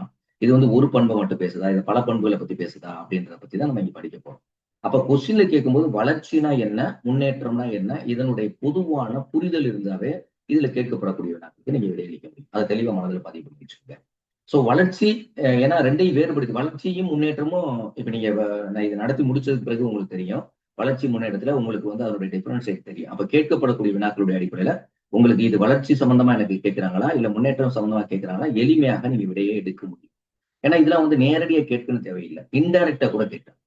அப்ப இன்டைரக்டா கேட்கும்போது நான் படிச்சது வரலன்னு நீங்க நினைப்பீங்க. இப்ப இன்டைரக்டா கேட்கும்போது அந்த புரிதல் இப்ப கேட்கப்படக்கூடிய வினால்ல இருக்கக்கூடிய ஏதோ ஒரு குறிப்பிட்ட ஒரு வார்த்தை வந்து இது முன்னேற்றத்தை பேசுதா, இது வளர்ச்சி பத்தி பேசுதா அப்படின்ற அந்த பொருள் புரிஞ்சிருந்தாவே போதும். இந்த டாபிக்ல இருக்கக்கூடிய யூனிட் 1ல இருக்கக்கூடிய டாபிக்ல இந்த பகுதியில இருந்து நீங்க ஆன்சர் பண்ண முடியும். ஏன்னா இந்த வளர்ச்சி முன்னேற்றம் 2யும் நீங்க அண்டர்ஸ்டாண்ட் பண்ணிட்டீங்கன்னா வேறுபாடுன்றது தனிப்பட்ட முறையில கிடையாது. சோ அப்ப இந்த 2மே ஒரே கான்செப்ட் தான். வேறுபாடுன்றது 2யும் அண்டர்ஸ்டாண்ட் பண்றதுதான் வேறுபாடு. இதுக்கு உள்ள வித்தியாசம். அடுத்து என்ன கேட்பாங்க அப்படின்னா, இதுல இருந்து கேட்கப்படக்கூடிய இந்த யூனிட் 1ல இருந்து ஒண்ணு வளர்ச்சினா முன்னேற்றம்னா என்ன? 2 கொஸ்டின் ஆச்சா? இது பத்தியான பொதுவான ஆண்டில் இன்னன்னா இதுக்குள்ள நிறைய கொஸ்டின் இருக்கு. ஆனா இத பத்தி புரிதல், வேறுபாடு எல்லாம் புரிதல் வந்துட்டாவே எல்லா வேறுபாடும் பத்தியும் உங்களுக்கு தெரிஞ்சிடும். அடுத்து பார்த்தோம் அப்படின்னா ரொம்ப முக்கியமானது nature and nurture. What you mean by nature? Nature means heredity. அதாவது இயற்கையாக அந்த குழந்தைகளுக்கு வந்து மரபு ரீதியான பண்புகள் வந்து வருது அப்படின்றது. நர்ச்சர்ன்றது வந்து குழந்தை பிறந்ததுக்கு பின்னாடி கிடைக்கக்கூடிய அந்த சுற்றுச்சூழல், அதன் மூலமா கிடைக்கக்கூடிய அவங்களுக்கான உணவு, அவங்களுக்கான பயிற்சி, அவங்களுக்கான கல்வி இதெல்லாம் அவங்களை வந்து உருவாக்குது அப்படின்னு சொல்றாங்க. அப்ப நர்ச்சர் நேச்சர்னா அந்த வேர்டுக்கு meaning what is mean by நேச்சர்னு கேட்கலாம் தனியா. What is mean by nurture அப்படின்னு. Nurture means is a condition or training. இது வந்து ஆர்டிபிஷியலா நம்ம வெளியில இருந்து கொடுக்குறது, என்விரான்மெண்டல் இருந்து கிடைக்கக்கூடியது. பட் நேச்சர்ன்றது இயற்கையானது. இது நீங்க கொடுக்கக்கூடிய ட்ரைனிங் தான் நர்ச்சர் அப்படின்னு சொல்லி. அது வந்து நர்ச்சர் இந்த வேர்டுக்கான மீனிங் தெரிஞ்சு. அப்ப இந்த மரபு மற்றும் சூழல் அப்படின்னா இந்த இடத்துல பொதுவாகவே ஒரு கொஸ்டின் அடிக்கடி கேட்கிறாங்க. பிஜிடிஆர்ல கேட்டிருக்காங்க. அதே மாதிரி பட்டதாரி ஆசிரியர்களுக்கு ஏற்கனவே தேர்வு நடத்தும் போது இந்த மாதிரி வினாக்களை கேட்கிறாங்க அடிக்கடி. அதாவது ஒரு குழந்தையினுடைய வளர்ச்சி என்பது எதை பொறுத்து இருக்கு? ஹெரிடிட்டி ஒன்லி, இல்ல நர்ச்சர் ஒன்லி, நேச்சர் ஒன்லி, இல்ல ஹெரிடிட்டி ஒன்லி, என்விரான்மெண்டல் ஒன்லி அப்படின்னு கேட்கிறாங்க அப்படின்னா இல்ல போத் ஏ அண்ட் பின்னு கேட்கிறாங்களா அப்படின்னு நீங்க பாருங்க. ஒரு குழந்தையினுடைய வளர்ச்சி வந்து தாயினுடைய கருல இருந்து உள்ள வளர்ற போது கூட அவங்களுடைய என்விரான்மெண்ட் தாக்கம் இருக்கும். ஏன்னா அந்த தாய் வந்து எந்த அளவுக்கு உணவு சாப்பிடுறாங்க, அந்த தாய் எப்படி ஆரோக்கியமான மனநிலையில் இருக்காங்களோ அதே மனநிலை தான் அந்த குழந்தைக்கும் வரும். அப்ப அங்கவே வந்து என்னன்னா மனப்பண்புகளும் அங்க தாக்கத்தை ஏற்படுத்தப்பட்டு இருந்தாலும் ஹெரிட்ரி அதிகமா டாமினேட் பண்ணுவாங்க. ஆனா குழந்தை இந்த ப்ரீநேட்டல் ஸ்டேஜ், நியோநேட்டல் ஸ்டேஜ்னு சொல்லுவாங்க. நியோநேட்டல் ஸ்டேஜ்னா குழந்தை பிறந்து வந்த பிறகு இருக்கக்கூடிய அந்த ஒரு குறிப்பிட்ட டைம் வரைக்கும் நியோநேட்டல் ஸ்டேஜ்னு சொல்லுவாங்க. ப்ரீநேட்டல்னா குழந்தை பிறப்பதற்கு முன்னாடி கருப்பருவம். இதுவே ஒரு தடவை பிஜிடிஆர்ல ஒரு கொஸ்டின் கேட்கலாம். குழந்தையோட வளர்ச்சி எங்கே தொடங்குது பத்தியெல்லாம் பாருங்க. குழந்தையோட வளர்ச்சி எங்கே தொடங்குது அப்படின்னா கருளே தொடங்கிடுது. ஆணுடைய விந்தணுவும் பெண்ணுடைய அண்ட அணுக்கள் இரண்டு சேர்ந்து சைக்கோட்டு உருவாகும் போது இங்க வளர்ச்சி தொடங்கிடுச்சு. என்னைக்கு வந்து விந்து அண்டம் இரண்டு சேர்ந்திருக்கோ சைக்கோட்டு உருவாயிருக்கு அன்னிலிருந்து வளர்ச்சி தொடங்கிடுச்சு. அப்ப இது வந்து ஒரு தடவை பிஜிடிஆர்லயே கேட்ட கொஸ்டின். அப்ப வளர்ச்சி என்பது எங்கே தொடங்குதுன்னா ப்ரீநேட்டல் ஸ்டேஜில் தொடங்கும். இது வந்து எப்படின்னாப்பா இப்ப நீங்க பாடத்தை புரிஞ்சுக்கிடணும் அப்படின்றதான். ஏன்னா இப்ப பாருங்க உங்களுக்கு தெரிஞ்ச வினா தான் இது. வளர்ச்சி எங்க ஆனா அங்க போய் கன்ஃபியூஸ் நம்மளுக்கு ப்ரீநேட்டல் ஸ்டேஜா இல்ல குழந்தை பிறந்து வளர்ச்சி என்பது கரு உருவாக்கு இணைஞ்சிருச்சுனாவே இங்க தொடங்கிருச்சுன்னு தானே அர்த்தம். அப்போ ஒவ்வொரு ஸ்டேஜஸ் பத்தி நம்ம கொஞ்சம் தெளிவா தெரிஞ்சு வச்சிருக்கணும் அப்படின்ட்டு. அப்ப அதுக்கடுத்து வந்து என்ன அப்படின்னு பார்த்தோன்னா இந்த மரபு சூழல் இது ஆளுமையிலேயே நீங்க படிப்பு. ஒரு மனிதனுடைய ஆளுமையை உருவாக்கக்கூடிய காரணிகள் என்ன மரபும் சூழல் தான். ஜெனட்டிக்கலாகவே அவங்களுக்கு பேரண்டல் மூலமா வந்திருக்கக்கூடிய பண்புகள் அதே மாதிரி சூழ்நிலை மூலமாக மரபு வந்திருக்கக்கூடிய ஒரு பண்புகள் அப்படின்றது. இதுல பாத்தீங்கன்னா நிறைய ஆய்வுகள் பண்ணியிருப்பாங்க. நான் வந்து இது ஏற்கனவே என்னுடைய பதிவுல இந்த தனியா பதிவு பண்ணிருக்கேன். நீங்க என்னுடைய யூடியூப்ல போய் பாத்தீங்கன்னா தெரியும். மரபு மரபு வந்து எப்படி டாமினேட் பண்ணுது அப்படின்றதுக்கு சில ஆய்வுகளை பண்றாங்க. அதே மாதிரி வந்து சூழ்நிலை தான் சாக்குது. இப்ப அமலா கமலா என்ற ரெண்டு பெண்களையும் வந்து ரெண்டு குழந்தைகளையும் வந்து அந்த ஓநாயை தூக்கிட்டு போய் அவங்க அந்த வளர்ப்புல இருக்கும்போது அது எப்படி வந்து பிற்காலத்துல அதை எடுத்து கண்டுபிடிச்சு வந்த பிறகு அந்த குழந்தைகளுடைய செயல்பாடு அந்த ஓநாய் மறிக்க பறந்துவது பிராண்டுவது இது போலதான் இருந்துச்சு அப்படின்றத நம்ம பார்த்திருப்போம். அதே மாதிரி நல்ல இன்டெலிஜென்ஸ் இருக்கக்கூடிய குழந்தைகளுக்கும் அதே மாதிரி வந்து குற்றவாளிகள் இருக்கக்கூடிய குழந்தைகள் அவங்களுக்கு பிறக்கக்கூடிய குழந்தைகள் எப்படி இருக்கு அப்படின்றத இந்த மரபு சூழல். அதாவது மரபு சூழல் இந்த ஆய்வுகள் ஒவ்வொன்றும் எந்த அளவுக்கு வெளிப்படுத்துது அப்படின்னு. ஆனா குழந்தைகளுடைய வளர்ச்சி என்பது ரெண்டுமே முக்கிய காரணம். ஜெனட்டிக்கும் 50%, சூழலும் 50%. இது ரெண்டும் சரியா போகும்போது இப்போ ஒரு உதாரணத்துக்கு ஒரு எக்ஸாம்பிள் உங்களுக்கு சொல்றேன். நல்ல வீரியம் உள்ள ஒரு விதை நீங்க வச்சிருக்கீங்க. அந்த விதையை வந்து போய் ஒரு இடத்துல வைக்க போறீங்க, ஒரு வயல்ல வைக்க போறீங்கன்னா அந்த விதை வச்ச பிறகு நல்ல வீரியம் உள்ள விதை தான். அதுல எந்த மாற்று கருத்தும் கிடையாது. ஆனா அந்த அந்த விதைய சரியான ஆழத்துல மண்ணுக்கு அடியில வச்சு அதை கரெக்டா வந்து அதுக்கு மேல தண்ணி வச்சு சூரிய ஒளி படுற மாதிரிக்க அதுக்கு தேவையான உரங்கள்லாம் கொடுத்தோம் அப்படின்னா அந்த இடத்துல மண் சத்து எல்லாம் இருந்துச்சு அப்படின்னா அந்த அந்த தாவரம் ஒரு செழிப்பான தாவரமா வளரும். அதே தான் இங்கவும் உங்களுடைய ஜெனட்டிக்கலா வீரியம் உள்ள உங்களுடைய வித்துல இருக்கக்கூடிய குழந்தைகளுடைய தன்மை வந்து வீரியம் உள்ள குழந்தையா இருந்தாலும் கூட நீங்க எதிர்காலத்துல அந்த குழந்தைக்கு கொடுக்கக்கூடிய பயிற்சிகள் அந்த குழந்தைக்கு கொடுக்கக்கூடிய ஊட்டச்சத்து உள்ள உணவுகள் கொடுக்கக்கூடிய கல்வி சமூகம் சார்ந்த செயல்கள் இதை அடிப்படையில தான் அந்த குழந்தை என்ன பண்ணும் அப்படின்னா எதிர்காலத்துல வரும். இதை மனசுல தெளிவா வச்சுங்க. ஏன்னா இது இந்த இடத்துல என்ன நீங்க இதெல்லாம் புரிஞ்சுக்கிட்டா மட்டும்தான். ஏன் நான் இந்த மாதிரி ஒரு புரிதல் கான்செப்ட்ல சொல்றேன் அப்படின்னா தலைப்பை நீங்க ஒழுங்கா புரிஞ்சுட்டாவே நீங்க நேரடி வினாக்கள் எல்லா வினாக்களுக்கும் நான் சொல்லக்கூடிய வினாக்களுக்கு எல்லாமே நீங்க விடையளிக்கும். அப்ப மரபு சூழல் இந்த ரெண்டு தான் ஒரு குழந்தையினுடைய வளர்ச்சிக்கு மிக முக்கியம். ரெண்டுமே சேர்ந்துதான் அது நடக்குது அப்படின்னு. அடுத்து ஸ்டேஜஸ் பார்க்கும்போது ஸ்டேஜஸ் இப்ப வந்து நான் என்ன கொஸ்டின் சொல்லியிருக்கேன் 4 கொஸ்டின் உங்களுக்கு சொல்லியிருக்கேன். பொருள் அதாவது வளர்ச்சி மற்றும் முன்னேற்றத்தினுடைய மீனிங் நீங்க அண்டர்ஸ்டாண்ட் பண்ணிருக்கணும். அப்படி அண்டர்ஸ்டாண்ட் பண்ணா ஒரு கொஸ்டின் நீங்க அங்க ஒரு கொஸ்டின் உங்களுக்கு ஈஸியா ஆன்சர் பண்ண முடியும். அடுத்து வந்து குழந்தை மரபு சூழல்ல குழந்தைகளோட வளர்ச்சியில எந்த விதமான தாக்கம் இருக்கு எப்படி இருக்கு அப்படின்றத பத்தி புரிதல் இருந்தாவே நேரடி வினாக்களுக்கு விடை. மறைமுக வினாக்களுக்கு ஏதாவது ஆய்வு கொடுத்து இதுல எத்தனை பர்சன்டேஜ் கேட்டாங்கன்னா மட்டும் கொஞ்சம் தெளிவா படிச்சுக்கணும். அவ்வளவுதான். அடுத்து பார்த்தோன்னா ஸ்டேஜஸ்ல முக்கியமா கொஸ்டின் கேட்பாங்க. ஸ்டேஜஸ்ல எப்படி கொஸ்டின் கேட்பாங்க அப்படின்னு பார்த்தோன்னா இப்ப இவங்க கொடுத்துருக்கிறது வந்து 3 பருவம் கொடுத்துருக்காங்க. அதாவது வளர்ச்சியுடைய பல்வேறு படிநிலைகள்னு கொடுத்துட்டாங்க ப்ளூரல் ஃபார்ம்ல. அதுல குழந்தை பருவம் நல்லா படிச்சுங்க. அதே மாதிரி குழவி பருவம் படிச்சுங்க. இன்ஃபன்சி ஸ்டேஜ், குழந்தை பருவம், சில்ட்ரன் ஸ்டேஜ், அதே மாதிரி குமர பருவம், அடலோரசன்ஸ் பீரியட்ஸ். ஏன்னா இந்த அடலோரசன்ஸ் பீரியட்ஸை பொறுத்தவரை ஒரு காம்ப்ளிகேஷனான ஒரு period, stress and storm period அப்படின்றது வந்து ஸ்டான்லி கால் அப்படின்ற சைக்காலஜிஸ்ட் சொல்றாங்க. இது வந்து புயல் நிறைந்த பருவம் அப்படின்னு சொல்றாங்க. ஏன்னா இந்த இடத்துலதான் குழந்தைகள் வந்து குழந்தை பருவத்துல இருந்து டிரான்சிஷன் ஆகக்கூடிய பீரியட். குழந்தைகளுக்குள்ள 2ஆம் நிலை பாலின பண்புகள் எல்லாமே வளர்ச்சிக்கு வரக்கூடியது. பெண்கள் வந்து பூ பெய்தல், அதே மாதிரி ஆண்களுக்கு வந்து விந்து வெளிப்படுத்தல், மீசை வளர்றது, இதெல்லாம் வந்து குரல் சேஞ்ச் நடக்குது. இதெல்லாம் வந்து 2ஆம் நிலை பாலின பண்புகள். இதெல்லாம் இந்த ஸ்டேஜ்ல நடக்கும்போது குழந்தையா இருந்த ஒரு பையன் திடீர்னு ஒரு சேஞ்சஸ் நடக்கும்.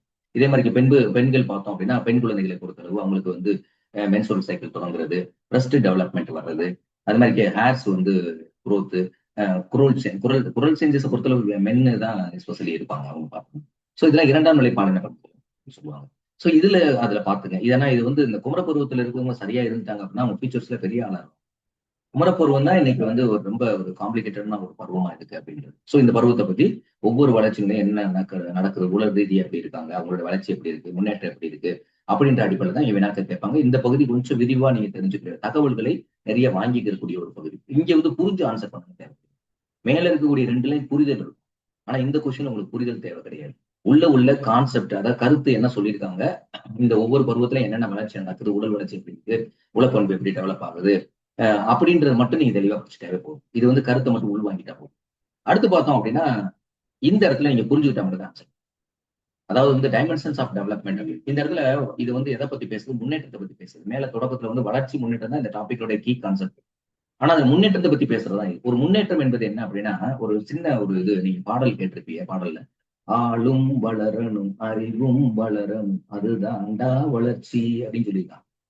அப்ப ஆளு வளரணும் அறிவு வளரணும் அதுதான் வளர்ச்சி அப்படின்னு. இந்த இடத்துல அறிவு வளர்ச்சி மட்டும் கிடையாது. அறிவு வளரணும் அப்படின்னா மன வளர்ச்சி இருக்கணும், சமூக வளர்ச்சி இருக்கணும், அதே மாதிரி வந்து மன எழுச்சி வளர்ச்சி இருக்கணும், ஒழுக்க வளர்ச்சி இருக்கணும். எல்லா வளர்ச்சியுமே இது தவிர இன்னும் என்னென்ன வளர்ச்சினா இருக்கோ எல்லா வளர்ச்சியுமே இதுக்குள்ள இருக்குன்னு அர்த்தம். அப்ப குழந்தைகளுக்கு வந்து கற்றல் மூலமாக வெறும் மன வளர்ச்சியை மட்டும் வளப்படுத்துவது கிடையாது. உடல் வளர்ச்சி, மன வளர்ச்சி, சமூக அதனாலதான் வந்து எல்லாம் ஒருங்கிணைந்த ஒரு வளர்ச்சி தான். இந்த இடத்தை பொறுத்தளவு நீங்க என்ன அப்படின்னா, இதை பத்தியான இந்த ஒரு வார்த்தை உங்களுக்கு புரிஞ்சிருந்தாவே போதும். இது வந்து தனிப்பட்ட முறையில மாணவர் வளர்ச்சினா என்ன, எமோஷனல் வளர்ச்சினா என்ன, சோசியல் வளர்ச்சினா என்னன்னா தனிப்பட்ட முறையில கேட்பதை விட இதுல இன்டைரக்ட் கொஸ்டின்ஸ் கேட்பதற்கு வாய்ப்புகள். ஏன்னா குழந்தையோட வளர்ச்சி அப்படின்னா நீங்க வந்து physical growth and mental growth only அப்படின்னு கொடுத்துருப்பான். Physical growth and mental growth answer இல்ல. பில பார்த்தோம்னா physical growth, mental growth, social growth கொடுப்பான். சில பார்த்தோம்னா physical growth, mental growth, social growth, moral growth கொடுப்பான். லாஸ்ட் அஞ்சுல பார்த்தோம்னா சோசியல், அதோட வந்து இன்னொரு ஒரு கான்செப்ட் 5 சேரும். அப்ப ஒண்ணு சேர்த்துக்கிட்டு அடிஷனலா வரும்போது அப்ப எது லாஸ்ட்ல ஒண்ணுதான் இருக்கோ அதானே. இல்ல என்ன ஒண்ணா லாஸ்ட் ஒண்ணுல வேற இல்லாத ஒண்ணை கொடுத்துட்டு அதை வச்சுட்டு கொடுப்பாங்க. சோ அந்த மாதிரி நீங்க ஆன்சர் எடுக்கும். இது வந்து இன்டைரக்ட் கொஸ்டின்ஸ் அதிகமா கேட்பதற்கு வாய்ப்பு இருக்கு. நேரடி வினா இல்லைன்னா ஏதாவது ஒரு கான்செப்ட் கொடுத்து இது எந்த வளர்ச்சியில வருது. இப்ப வந்து ஒரு ஒழுக்க வளர்ச்சி சம்பந்தமா ஏதாவது ஒண்ணு கொடுத்துட்டு இது ஒழுக்க வளர்ச்சி சார்ந்ததா, எமோஷனல் வளர்ச்சி சார்ந்ததா, இல்ல ஒரு ஒரு சூழலை வந்து கையாளுறாங்க அப்படின்னா இது என்ன குரோத்துக்குள்ள வருது, மன வளர்ச்சியா, எமோஷனல் வளர்ச்சியா அப்படின்னு அந்த மாதிரிக்கும் கொஸ்டின்ஸ் கேட்கலாம். சோ இந்த இப்படிதான் உங்களுக்கு வந்து யூனிட் 1 பொறுத்தளவு உங்களுக்கு கொஸ்டின் கேட்பாங்க. இந்த அடிப்படையிலேயே நீங்க இப்ப வந்து உங்களை ஏற்கனவே தயார் செய்து கொண்டிருக்கின்றீங்க. இதனுடைய அடிப்படையில நீங்க சரியா பிளான் பண்ணியாவே நீங்க எக்ஸாமினேஷன்ல எல்லா வினாக்களுக்கும் வெளியிட முடியும். சோ இப்ப டாபிக் 1 நோக்கம் என்ன அப்படின்னு பார்த்தோம்னா, நம்ம வந்து குழந்தையுடைய வளர்ச்சி மற்றும் அதாவது முன்னேற்றம் அப்படின்னு சொல்லக்கூடியதான். அதாவது வளர்ச்சி மற்றும் முன்னேற்றம் 2 தான். குரோத் அண்ட் டெவலப்மெண்ட் அப்படின்னு நம்ம சொல்லியிருக்கோம். இதனுடைய நோக்கம் என்ன அப்படின்னா, இப்ப இந்த நோக்கத்தினுடைய அடிப்படையில வினாக்கள் கேட்பாங்க அப்படின்றதுக்காக தான் இந்த நோக்கத்தை நான் சொல்றேன். வளர்தல் வளர்ச்சி பற்றிய கருத்துக்களை புரிந்து கொள்ளுது. அதுதான் நான் தொடக்கத்தில் சொன்னேன். இதுல இருந்து ஒரு கொஸ்டின் புரிந்தாதான் நீங்க ஆன்சர் பண்ணணும். அதே மாதிரி வளர்தல் வளர்ச்சி பற்றிய கொள்கைகளை தெரிந்து கொள்ளுங்கள். வளர்தல் வளர்ச்சி பற்றி நிறைய கொள்கைகள் இருக்கு. நான் ஒரு குறிப்பிட்ட கொள்கைகளை மட்டும் கர்லாக்கினுடைய ஒரு 10 கொள்கையை பத்தி பேசுவாரு. அந்த கொள்கையை மட்டும் நான் இங்க பேசுறேன். ஒரு 10 கொள்கையை பத்தி பேசுவாரு. அதை மட்டும் நான் இங்க சொல்றேன். பட் நிறைய கொள்கைகள் அதுல இருக்குது அப்படின்னு தெரிஞ்சு. அப்புறம் வளர்தல் வளர்ச்சி பற்றி 2 வேறுபடுத்தி இது 3 வரும். 3 என்ன அப்படின்னா சேம் விஷயம் தான். நான் இதைத்தான் சொன்னேன். இந்த வேறுபாடு முதல்ல வளருதல் வளர்ச்சி இந்த 2லயும் உங்களுக்கு புரிஞ்சிருக்கும் கருத்து. வேறுபாடும் அதுக்குள்ளதான் அடக்கமா இருக்கு. அப்புறம் பார்த்தோன்னா குழந்தைகளுடைய வளர்ச்சி ஆதிக்கத்துல செலுத்தக்கூடிய காரணிகள், வளர்ச்சி அப்ப என்னென்ன காரணிகள், என்னென்ன ஃபேக்டர்ஸ் எல்லாம் குழந்தைகளுக்கு வந்து அஃபெக்ட் பண்ணுது. அது வந்து நிறைய காரணிகள் அதுல இன்வால்வ் ஆகுது. குறிப்பா மரபு, சூழல் அந்த மாதிரி காரணிகள் அதுக்குள்ள வருது. ஆனா அதுக்கடுத்து பார்த்தோம்னா குழந்தைகளுடைய வளர்ச்சியில மரபு, சூழல் ஆகிய பண்புகளை பகுத்தாரைய முடியும் அப்படின்னு கொடுத்துருக்காங்க. சோ இதை பத்தி தான் நம்ம வந்து ஃபர்ஸ்ட் டாபிக்ல பார்க்க போறோம். சோ அதனுடைய இதுல எப்படி வினாக்கள் கேட்பாங்க, யூனிட் வைஸா எப்படி வினாக்கள் கேட்பாங்கன்னு நான் சொல்லிட்டேன்.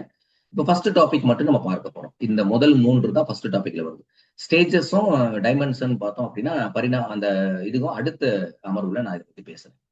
சோ இப்ப ஃபர்ஸ்ட் என்ன அப்படின்னு பார்த்தோம்னா, இப்ப பொருள், அதாவது வந்து இதுல வந்து ஃபர்ஸ்ட் டாபிக்ல ஃபர்ஸ்ட் தலைப்பு என்ன அப்படின்னா meaning, concept, principles of growth and development அப்படின்றத பத்தி தான் நம்ம பார்க்க போறோம். முதல்ல இந்த வளர்ச்சி அப்படின்னா என்ன அப்படின்றத ரொம்ப எளிமையா நான் சொல்லிடுறேன். வளர்ச்சி என்பது உடல் உறுப்புகளுடைய வளர்ச்சியில ஏற்படக்கூடிய பெருக்கம். அதாவது உடல் உறுப்புகளுடைய வளர்ச்சி. இப்ப குழந்தையா இருக்கும் போது இருக்கக்கூடிய அதே குழந்தையுடைய சைஸ், அந்த குழந்தை வளர வளர வளர வளர இப்ப ஒரு அடல்ட்ல வந்த ஒரு பையன் இருக்கான், எவ்வளவு ஹைட்டா இருப்பான், எவ்வளவு பாடி வெயிட்டா இருப்பான். அப்ப இது வந்து குறிப்பா வந்து வளர்தல் அப்படின்னா உடல் உறுப்புகள் என்ன வருது அப்படின்னா செல்கள் வந்து வளர்ச்சி அடையுது. அந்த செல்களுடைய வளர்ச்சியின் காரணமாக அந்த உடலுடைய ஸ்ட்ரக்சர் இருக்கு பார்த்தீங்களா, அவங்களுடைய அமைப்புல ஏற்படக்கூடிய மாறுபாடு, அந்த மாற்றத்தை தான் நம்ம என்ன சொல்றோம் அப்படின்னா இங்க வளர்தல் அப்படின்னு நம்ம சொல்றோம். நல்லா புரிஞ்சுக்குங்க. வளர்தல் என்பது உருவ அளவுல ஏற்படக்கூடிய, அதாவது ஹைட் அண்ட் வெயிட்ல ஏற்படக்கூடிய மாற்றம். ஏன் இந்த மாற்றம் ஏற்பட்டுச்சு அப்படின்னா, அங்க வந்து பெருக்கம் நடக்குது அப்படின்னா என்ன அர்த்தம் அப்படின்னா, அந்த உடல் வளருது அப்படின்னா என்ன அர்த்தம் அப்படின்னா, அங்க வந்து ஒவ்வொரு செல்களும் வளர்ச்சி அடைந்து அது முதிர்ச்சியை நோக்கி போகுது. ஏன்னா முதிர்ச்சியை நோக்கி போகக்கூடிய அந்த செயல் நிகழ்வினுடைய படிநிலைகள் தான் வளருதல் அப்படின்றதும் இருக்கு. நான் வேறுபாடுல சொல்லும்போது அது உங்களுக்கு புரியுறத மாதிரி சொல்றேன். சோ இப்ப இங்க கவனிங்க என்ன கொடுத்திருக்கேன்னு பாருங்க. வளர்தல் என்ற சொல்லானது உடல் முதிர்ச்சியினுடைய செயல்பாட்டையும் அதன் விளைவாக உடல் அமைப்பு பெரிதாவதையும் உடல் உறுப்புகள் வளர்ச்சி அடைவதையும் குறிக்கிறதுன்னு சொல்லியிருக்காங்க. இப்ப நல்லா புரியுங்க. இந்த இடத்துல நீங்க திடீர்னு முதிர்ச்சியை கொண்டாந்து கொடுத்துருக்கீங்களே அப்படின்னு அர்த்தம் உங்களுக்கு டக்குன்னு புரிஞ்சுக்கிற போது புரியாது. வளருதல் என்ற சொல்லானது உடல் முதிர்ச்சியினுடைய செயல்பாடு. இப்ப வந்து ஒரு செடி நடுறோம். அந்த செடி வளர்ந்து வருது. ஒரு குறிப்பிட்ட காலத்துல அது வந்து என்ன பண்ணுது அப்படின்னா பூக்குது. பூத்த பிறகு ஒரு மொட்டு விடுது. மொட்ட பிறகு அது மலருது. மலர்ந்த பிறகு அது வந்து கனியா மாறுது. கனியா மாறின பிறகு அது பழமா மாறுது. அப்ப இந்த பழமா வரக்கூடிய நிகழ்வுன்றது என்னன்னா முதிர்ச்சி நிலை. அப்ப குழந்தையினுடைய முதிர்ச்சி நிலை வரணும் அப்படின்னு வச்சுக்கோங்களேன், வளர்ச்சி நடந்தா தான் முதிர்ச்சிக்கு வர முடியும். அப்ப வளர்ச்சி என்பது இந்த முதிர்ச்சியினுடைய செயல்பாட்டுக்கான ஒரு சொல்லுதான். ஏன்னா முதிர்ச்சி நடக்கிறதுனாலதான் வளர்ச்சி நடந்துகிட்டே வரும். அதான் இங்க சொன்னாங்க. வளர்ச்சி என்ற சொல்லானது உடல் முதிர்ச்சியினுடைய செயல்பாட்டையும் அந்த உடல் முதிர்ச்சி நடக்கும் போது வளர்ச்சி நடந்துகிட்டே வரும்போது என்ன ஆகும் அப்படின்னா ஒவ்வொரு உடல் அமைப்பும் அதனுடைய அளவுல உடல் உறுப்புகள் வந்து பெரிதாக மாறும்.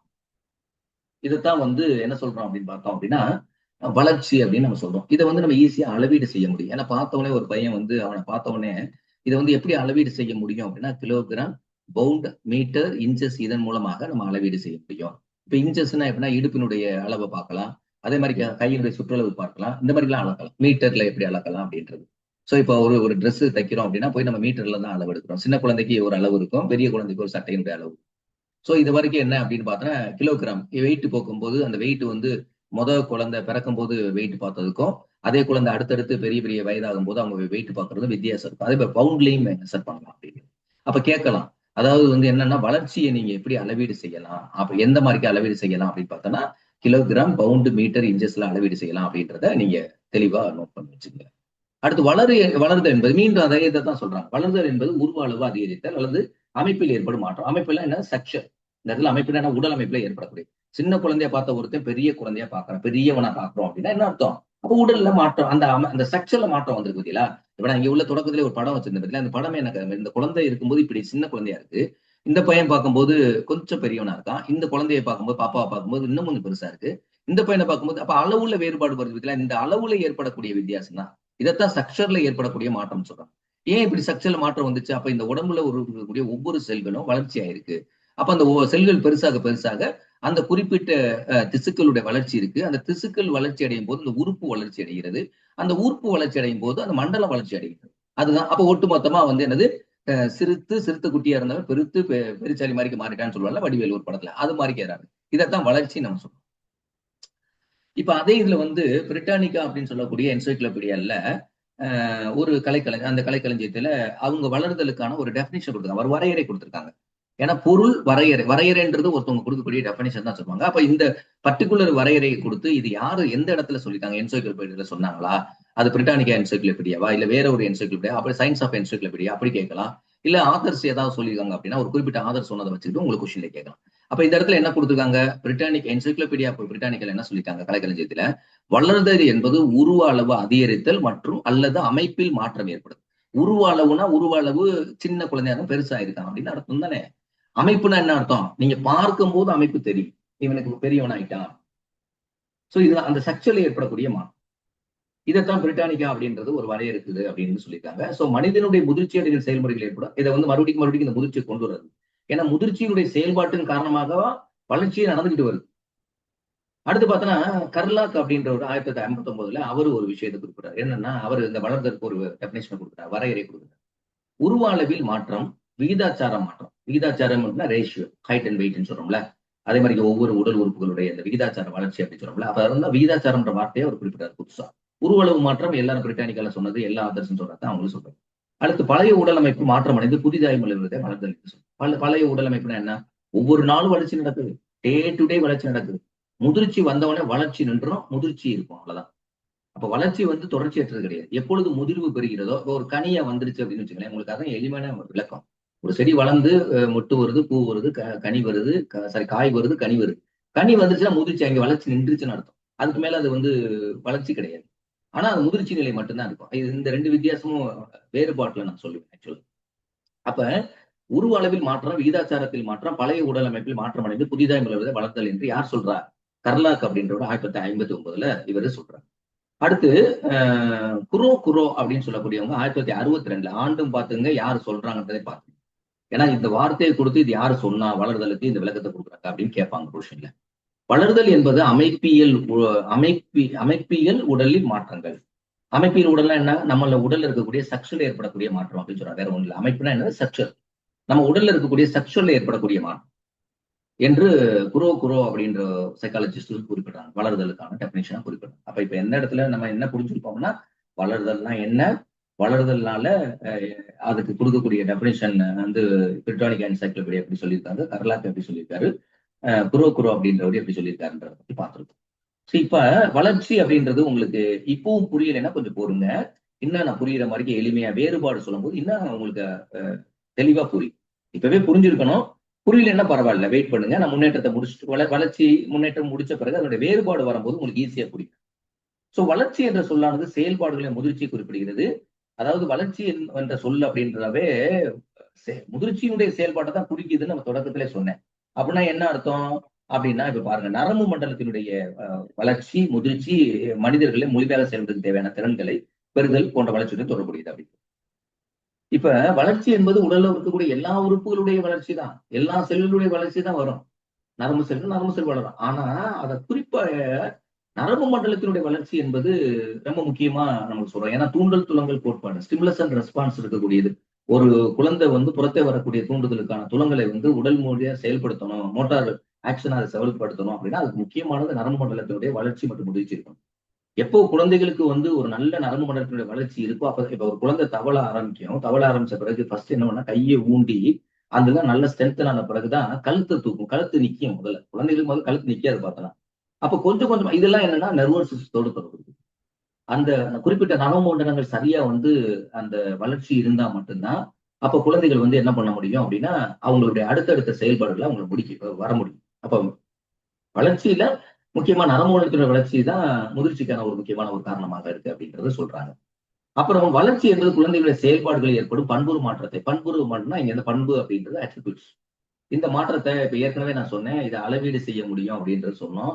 எப்படி சயின்ஸா அளவீடு பண்ணா கிலோகிராம், பவுண்டு, இன்ச்சஸ், மீட்டர்ல நம்ம அளவீடு செய்யலாம்னு சொன்னோம். இதே இது வந்து ஒரு குழந்தை வளருது அப்படின்றத அவங்களுடைய பண்புகளை பார்த்து நம்ம கண்டுபிடிக்க முடியும் அப்படின்னு சொல்றாங்க. அதை எப்படி அளவீடு பண்றாங்க அப்படின்னு பார்த்தா உற்றுநோக்கல் முறையில இதை அளவீடு செய்யறாங்க. பண்புறு மாற்றத்தை உற்றுநோக்கல் மூலமாக அளவீடு செய்யறாங்க அப்படின்றதான். அப்ப உயிரினுடைய அளவு அமைப்பு செயல்பாடுகளில் ஏற்படும் அபரிவிதமான மாற்றம் விளைவாக மரபியல் ஆற்றலானது வளர்ச்சி அடைந்து அமைப்பினுடைய செயல்பாட்டுக்கு மாற்றம் அடைவது என்று பிரிட்டானிக்கா வரையறுக்கிறது. நல்லா கவனிங்க. இந்த இடத்துல நம்ம குறிப்பா எதை பத்தி பேசிட்டு இருக்கோம் அப்படின்னு பார்த்தோன்னா முதிர்ச்சி அப்படின்றதான் இங்க வந்து பாக்குறது வந்து டெவலப்மெண்ட் அப்படின்றத பத்தி தான் நம்ம பார்த்துட்டு இருக்கோம். இந்த இடத்துல வளர்ச்சி, இந்த இடத்துல என்னன்னா வளர்தலை பத்தி பார்த்தோம். முன்னாடி சொன்னதுல வளர்தல். இந்த இடத்துல வளர்ச்சி அப்படின்ற சொல் அப்படின்றது எதை குறிக்குது அப்படின்னா, இப்ப ஆக்சுவலா நான் இதை சொல்றதுக்கு முன்னாடி இந்த வேறுபாட்டுல இந்த விஷயத்த சொல்லிட்டு இருந்தா உங்களுக்கு என்ன ஈஸியா புரியும். கவனிங்க. வளர்தல் என்பது பருமன் சார்ந்தது, வளர்ச்சி என்பது பண்பு சார்ந்தது அப்படின்னு சொல்லிட்டாங்க. 2வது பாயிண்டே பாருங்க. இந்த ரெண்டும் புரிஞ்சுக்கிட்டாவே உங்களுக்கு வந்து வளர்ச்சி வளர்றதுக்கு புரியும். வளர்தல் என்பது உடல் ரீதியாக ஏற்படும் வடிவம் நீளத்தை குறிக்கிறது. அப்ப வந்து இது வந்து உடல் பெருக்கம் மட்டும்தான். ஆனா இது உடல் பெருக்கத்தோடு சேர்ந்து வளர்ச்சி என்பது எதெல்லாம் இருக்குன்னு பாருங்களேன். உடல் பருமனுடைய வடிவம், அதனுடைய ஸ்ட்ரக்சர், அதனுடைய அமைப்பு போன்ற ஏற்படும் மாற்றங்கள் மற்றும் அதனுடைய செயல்பாடுகள் அப்படின்னு. அதாவது வந்து வளர்ச்சிக்கு ஏற்ற அதனுடைய செயல்பாடு இருக்கணும். அப்ப செயல்பாட்டையும் அது குறிக்குது. அதுதான் வளர்ச்சி. வளர்ச்சி என்பது உடல் ரீதியாக ஏற்படும் வடிவம் நீளத்தை மட்டும்தான் குறிக்குது. பருமன்ல கூடுறோம், வடிவத்துல கூடுறோம், அவ்வளவுதான். ஸ்ட்ரக்சர்ல கூடுறோம், வெயிட்ல கூடுறோம்.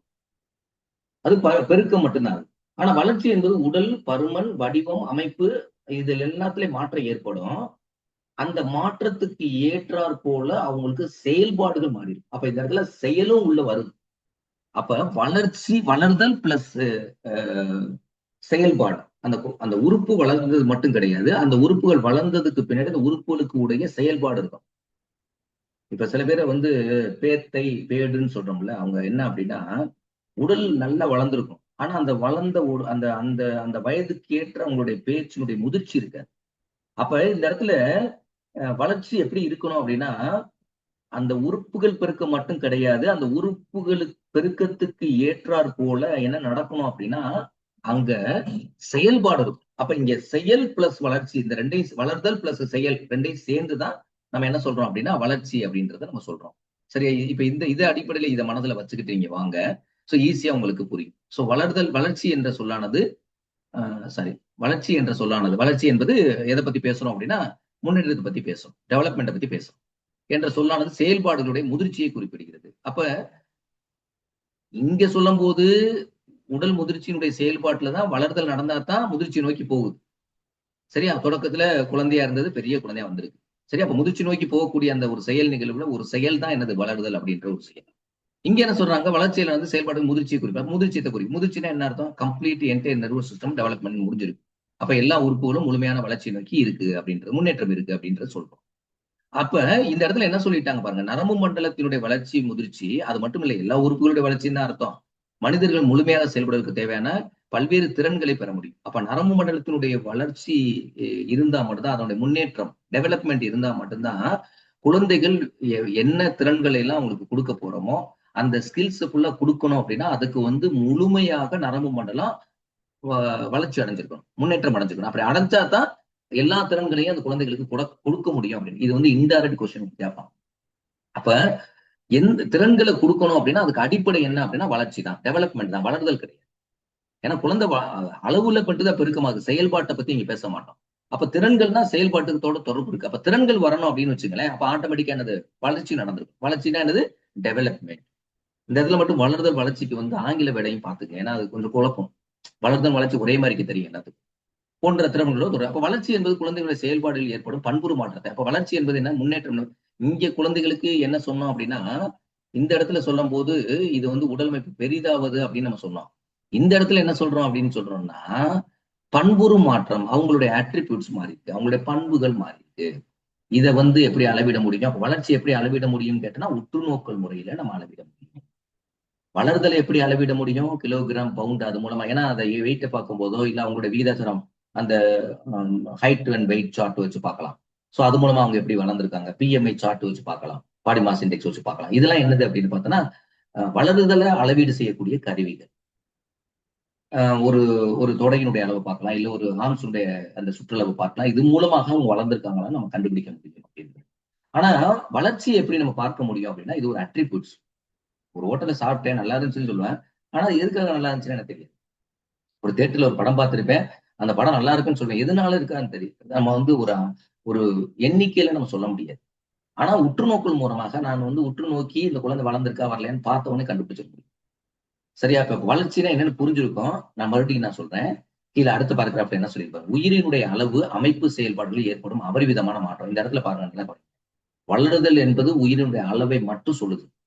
இந்த வளர்ச்சி என்பது எதை பத்தி பேச? உயிரினுடைய அளவு அந்த உடல் அளவு. இப்ப எக்ஸாம்பிளா குழந்தை பிறக்கும் போது ஹார்ட்டோடைய சைஸ் கம்மி, அதனுடைய வெயிட் கம்மி. அந்த குழந்தை போக போக போக போக தான் அந்த குழந்தை அதனுடைய ஹார்ட் வந்து வளர்ச்சி அடையுது, வெயிட் கூடுது. அப்ப சின்ன குழந்தையில இருக்கக்கூடிய ஒரு குழந்தைக்கு இருக்கக்கூடிய காற்றினுடைய எஃபிஷியன்சி பெரியவங்களுக்கு இருக்கக்கூடிய காற்றினுடைய எஃபிஷியன்சி வேற தானே. அதுதான் இங்க பேசுது.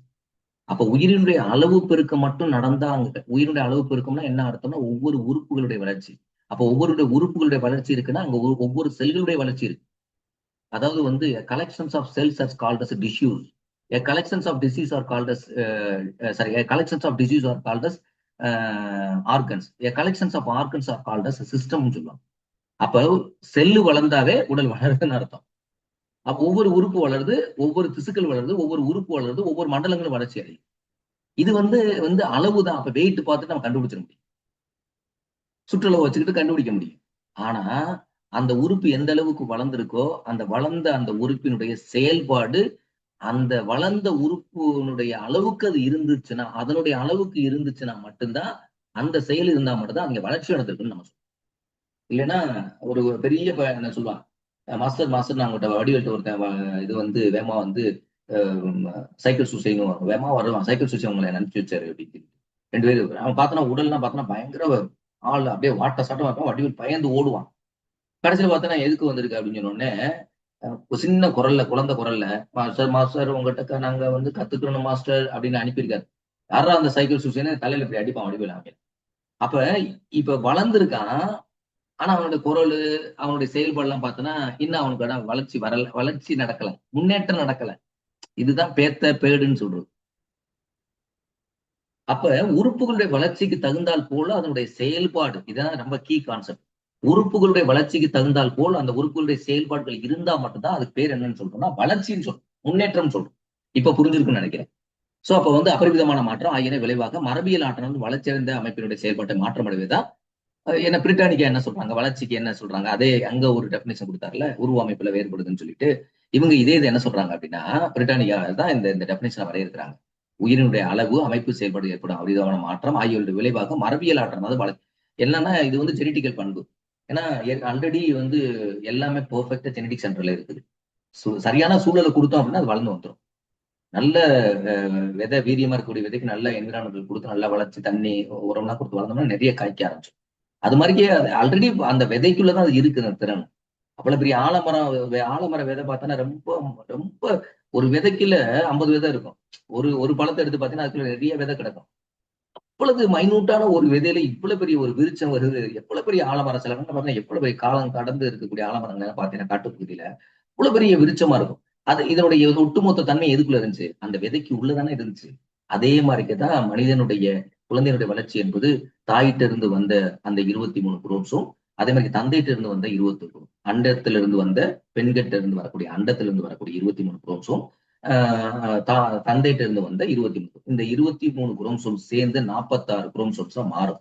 அதாவது 23 இதுதான் வந்து ஒரு சைக்கோட்ல வரக்கூடிய அந்த குரோம்சோம்களுடைய எண்ணிக்கை அப்படின்றது.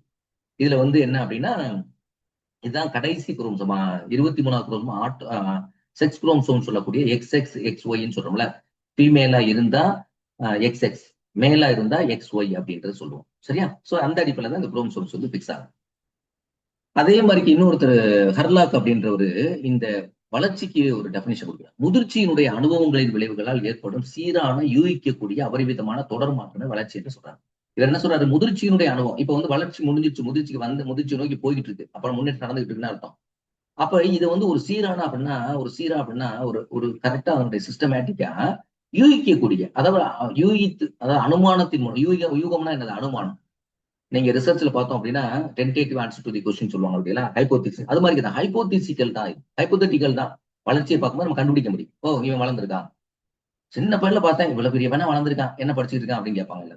அப்ப இந்த இடத்துல என்னது, ஒரு சீரான யூகிக்கக்கூடிய அபரிதமான வளர்ச்சி. இந்த வளர்ச்சி வந்து ஒரு அபரிதமான வளர்ச்சியா வராது, சீரான வளர்ச்சி, ஆனா யூகிக்கக்கூடிய வளர்ச்சியா இருக்கும். சோ இதுதான் அதுல ஏற்படக்கூடிய தொடர் மாற்றத்தை வச்சு இது கர்லாக் அப்படின்ற ஒரு வளர்ச்சிக்கு சொல்லக்கூடிய டெஃபினிஷன். அடுத்து வந்து ஆண்டர்சன் அப்படின்றவர் 1950 ஒண்ணு குறிப்பிடுறாரு. ஆண்டும் பார்த்துங்க, இயரும் பார்த்து. சுற்றுப்புற நிகழ்வுகளுடைய விளைவாக நடத்தையில் ஏற்படும் அபரிவிதமான வளர்தலே மாற்றம் அல்லது வளர்ச்சியா. இவர் என்ன சொல்றாரு, இப்ப என்விரான்மெண்ட் சொல்றாரு, சுற்றுப்புற நிகழ்வுகளுடைய விளைவாக அந்த சூழலுக்கு தகுந்தாப்புல அவனுடைய நடத்தையில ஏற்படக்கூடிய மாற்றத்தை தான் இவரு வளர்ச்சின்னு சொல்றாரு. இப்ப பாருங்க, இவர் வந்து அந்த அமைப்பையோ செயல்பாட்டையோ அவர் பேசல. ஆனா சூழ்நிலைக்கு தகுந்தாப்புல நம்ம என்விரான்மெண்டல்ல குறிப்பா வந்து ஆளுமையில இதை பத்தி படிப்போம். எந்த சூழலுக்கு தகுந்தாப்புல இப்படி ரியாக்ட் பண்றான்னு படிச்சிருப்போம். அதுதான் வந்து ஒரு கூட்டு ஆளுமை அப்படின்னு நம்ம சொல்லுவோம். அப்ப இங்க சுற்றுப்புற நிகழ்வுகளுடைய விளைவு, சுற்றுப்புற சூழல் எப்படி இருக்கோ அதுக்கு தகுந்தாப்புல தான் அவனுடைய நடத்தையில வளர்ச்சி இருக்கும். இப்போ ஒரு நல்ல முதிர்ச்சி அடைந்தவங்க, நல்ல வயதானவங்க, நல்ல பண்புகள் இருக்கக்கூடியவங்களோட ஒரு குழந்தை வளர்ந்து வருதுன்னு சொல்லி அவங்களுடைய பண்பு தான் அது வெளிப்படும். இதே வந்து ஒரு சேரியில வளரக்கூடிய குழந்தை, அந்த சேரியில பேசக்கூடிய மக்களுடைய பண்பாடுகள், அவங்களுடைய பேச்சுக்கள் மூலமா தான் அந்த குழந்தை வெளிப்படும்.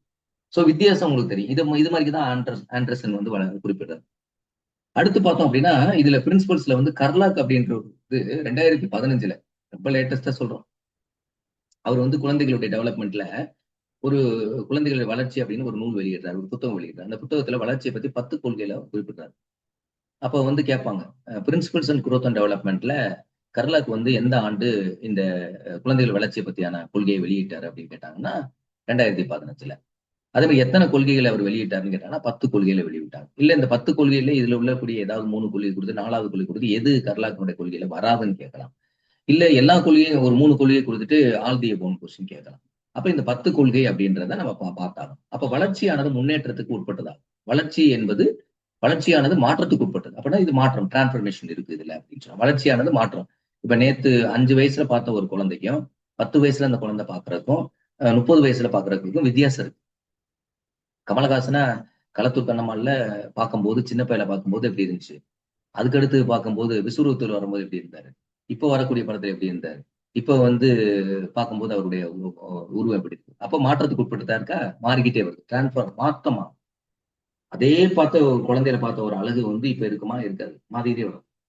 முன்பருவ வளர்ச்சியானது பின்பருவ வளர்ச்சியை விட நெருக்கடியானதா. முன்பருவ வளர்ச்சி அப்படின்னா ப்ரீ டெவலப்மெண்ட். ப்ரீனா முன்பருவ வளர்ச்சி, குழந்தைகளுடைய முன்னாடி வரக்கூடிய பருவம். அதாவது அந்த பருவம் ஒரு எளிமையான ஒரு வளர்ச்சியாக இருக்கக்கூடிய ஒரு பருவமா இருக்கும். இங்க எந்த சிக்கலா இருக்காது.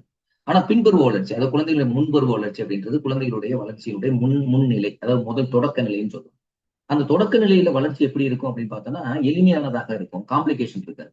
ஆனா லேட்டர் பீரியட்ல எல்லா உறுப்புகளுடைய வளர்ச்சி ஆரம்பிச்சிருக்கிறதுனால அங்க ஒரு காம்ப்ளிகேஷன்ஸ் இருக்கும். அதனாலதான் இதை என்ன சொல்றாங்க அப்படின்னா இது சிக்கலானது அப்படின்னு. அப்ப எது எளிமையானது எது சிக்கலானதுன்னு கேட்டா முன்பருவ வளர்ச்சி என்பது எளிமையானது, பின்பருவ வளர்ச்சி என்பது சிக்கலானது அப்படின்னு அர்த்தம். ஏன்னா அது நெருக்கடியானதுன்னு என்ன அர்த்தம், அங்க ஒரு வளர்ச்சியில ஒரு சிக்கல் இருக்கு அப்படின்னு சொல்றாங்க. அடுத்து வளர்ச்சியானது முதிர்ச்சி கற்றலில் ஆகியவை வெளிப்படும். வளர்ச்சியானது முதிர்ச்சி கற்றல்ல ஏற்படக்கூடிய. அப்ப இங்க வளர்ச்சி என்பது என்ன, ஒருத்தன் வளர்ந்திருக்கான், டெவலப்மெண்ட் ஆயிருக்கான் அப்படின்னா என்ன அர்த்தம், அவனுடைய கற்றல்ல முதிர்ச்சி இருக்கணும், ஆணு வளரணும், அறிவு வளரணும். இதான் இந்த இடத்துல சரியான சூட்டபிள் எக்ஸாம்பிள்ஸ்.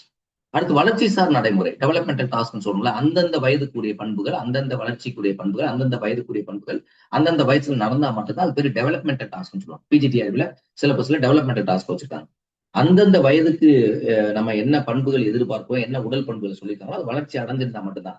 அப்ப அதுல இருக்கணும் இவர் கொள்கையில குறிப்பிடுறார். வளர்ச்சி சார் நடைமுறையான யூகிக்கக்கூடிய பண்புகளை பெற்றுள்ளது.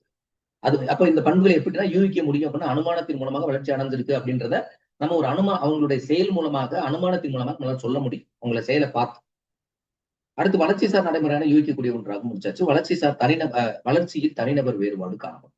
வளர்ச்சியில தனிநபர் வேறுபாடு காணப்படும் அப்படின்னா இப்ப ஒரே வயல்ல 10 விதை போடுறீங்க, 10 விதையில ஒரு விதையில ஒரு பூசணிக்காய் விதை போட்டு வைக்கணும்னு வச்சுக்கோங்களேன். ஒரு பூசணிக்காய் விதையில பார்த்தோன்னா அந்த பூசணிக்காய் கொடியில பார்த்தோம் அப்படின்னா அந்த செடி படர்ந்து வரக்கூடிய ஒரு தாவரம். இதுல பார்த்தோம் அப்படின்னா நிறைய பூசணிக்காய் வளர்ந்து. ஆனா அதே இது ஒரு செடியில ஒரு விதையில பார்த்தோன்னா பூசணிக்காய் எண்ணிக்கை கம்மியா இருக்கும். காரணம் என்ன அப்படின்னா இதுக்கு நல்ல தண்ணி கிடைச்சிருக்கலாம், உரம் கிடைச்சிருக்கலாம், இதனுடைய விதை இருக்கக்கூடிய ஒரு சூழல் உருவாக்கி இன்னொரு இடத்துல வச்சிருக்க விதை வேற ஒரு சூழல்ல இருக்கலாம். அப்ப இந்த இடத்துல என்ன அப்படின்னா வளர்ச்சியில் தனிநபர்கள் அதே மாதிரிக்கு தான் குழந்தைகள் அவங்க வளரக்கூடிய இடத்துல அவங்க வீட்டில் இருக்கக்கூடிய உணவு எப்படி கிடைக்குது, அவங்க படிக்கக்கூடிய கல்வி நிலையத்துல எப்படி கல்வி கிடைக்குது, அவங்க பழகக்கூடிய மாணவர் சமுதாயத்தை எப்படி பழகுறாங்க, அவங்க நட்பு வட்டாரத்துல. சோ இப்ப இதெல்லாம் அவங்களுடைய வளர்ச்சியை தீர்மானிக்கும். அப்ப அப்ப இண்டிவிஜுவல் டிஃபரன்சஸ் இருக்கும். வளர்ச்சியில நான் வளரக்கூடிய அதே வளர்ச்சியை என் வயசுக்காரன் வளரணும் தேவை கிடையாது. ஒரு 5 வயசுல வளரக்கூடிய ஒரு குழந்தை, அந்த குழந்தைக்கு அதிகமா ஊட்டச்சத்து கிடைக்குது, நல்ல என்விரான்மெண்டல் கிடைக்குது அந்த குழந்தைக்குன்னா வளர்ச்சி வேகமா இருக்கும். அதே 5 வயசுல உணவு ஒழுங்கா கிடைக்காத ஒரு குழந்தை, அடிப்படை ஊட்டச்சத்தே கிடைக்காத குழந்தைங்க வளர்ச்சி குரோத் கம்மியா தான் இருக்கும். நல்லா தெரியும். நீங்க அது பிற்காலத்துல தான் அவங்களுக்கு அந்த வளர்ச்சியை பத்தி அந்த பாதிப்புகள் எல்லாம் தெரியும். அப்ப வேறுபாடு இருக்கு அப்படின்றது. அப்ப இது திரும்ப வளர்ச்சியில வேறுபாடு இருக்கும். ஒரே டயத்துல எல்லாருக்கும் ஒரே விதமான வளர்ச்சி இருக்காது. இப்ப வேறுபாடு இருக்கும் அப்படின்ற புரிஞ்சுக்கணும். அடுத்து வளர்ச்சி சார் நடைமுறை காலநிலைக்கு உட்பட்டது. இந்த வளர்ச்சி சார் நடைமுறை ஒவ்வொரு டாஸ்க்கும் ஒரு கால எல்கை இருக்கு. அந்த எல்கைக்குள்ள அந்த நிலைக்குள்ள தான் அது உட்பட்டதாக இருக்கும் அப்படின்றது. அடுத்து ஒவ்வொரு வளர்ச்சி சார் நடைமுறைக்கும் சமுதாய எதிர்பார்ப்பு உண்டு. எப்படின்னா ஒவ்வொரு வளர்ச்சின்னா சொல்லல, அதாவது ஒரு வயசு வந்துருச்சு அப்படின்னா ஏன்னா இன்னும் படிச்சுட்டு இருக்க, உனக்கு வயசு என்ன ஆச்சுன்னா, என் மயம் பிறக்கும் போது நீ பிறந்தா வேலைக்கு போயிட்டேன், நீ ஏன்டா வேலைக்கு போல அப்படின்னா. அப்ப சமுதாய எதிர்பார்ப்புனா என்ன அர்த்தம், சமுதாயம் என்ன எதிர்பார்ப்பு, குழந்தையோட வளர்ச்சியில ஒவ்வொரு குழந்தைகளும் ஒரு குறிப்பிட்ட வயசுல இந்த அளவுக்கு வளர்ந்துருக்கணும், இந்த அளவுக்கு அவங்களுடைய பண்புகள் இருக்கணும், இந்த மாதிரி அவங்களுடைய செயல்பாடுகள் இருக்கணும் அப்படின்ற ஒரு சமூக எதிர்பார்ப்பு. இதைத்தான் இந்த சமூக எதிர்பார்ப்பு சரியா நடந்தா மட்டும்தான் அதுல வளர்ச்சி இருக்கு, முன்னேற்றம் இருக்குன்னு நம்ம பார்க்கணும், டெவலப்மெண்டல் இருக்குன்னு நம்ம பார்க்கணும். அதைத்தான் சொல்லியிருக்காங்க. அடுத்து வளர்ச்சியின் ஒவ்வொரு நிலை கடுமையான ஆபத்துகள் என்ன, ஒவ்வொரு வளர்ச்சியிலுமே ஒரு ஆபத்து இருக்கு அப்படின்னா அங்க பிரச்சனைகள் இருக்கு. எல்லா வளர்ச்சியும் அந்த பிரச்சனைகள் இருக்கு அப்படின்னா ஒரு சரியான விஷயங்கள் உங்களுக்கு கிடைக்கிறேன்னு அர்த்தம். அடுத்து பார்த்தா மகிழ்ச்சியானது வளர்ச்சியினுடைய ஒவ்வொரு நிலைகளிலும் காணப்படுகிறது.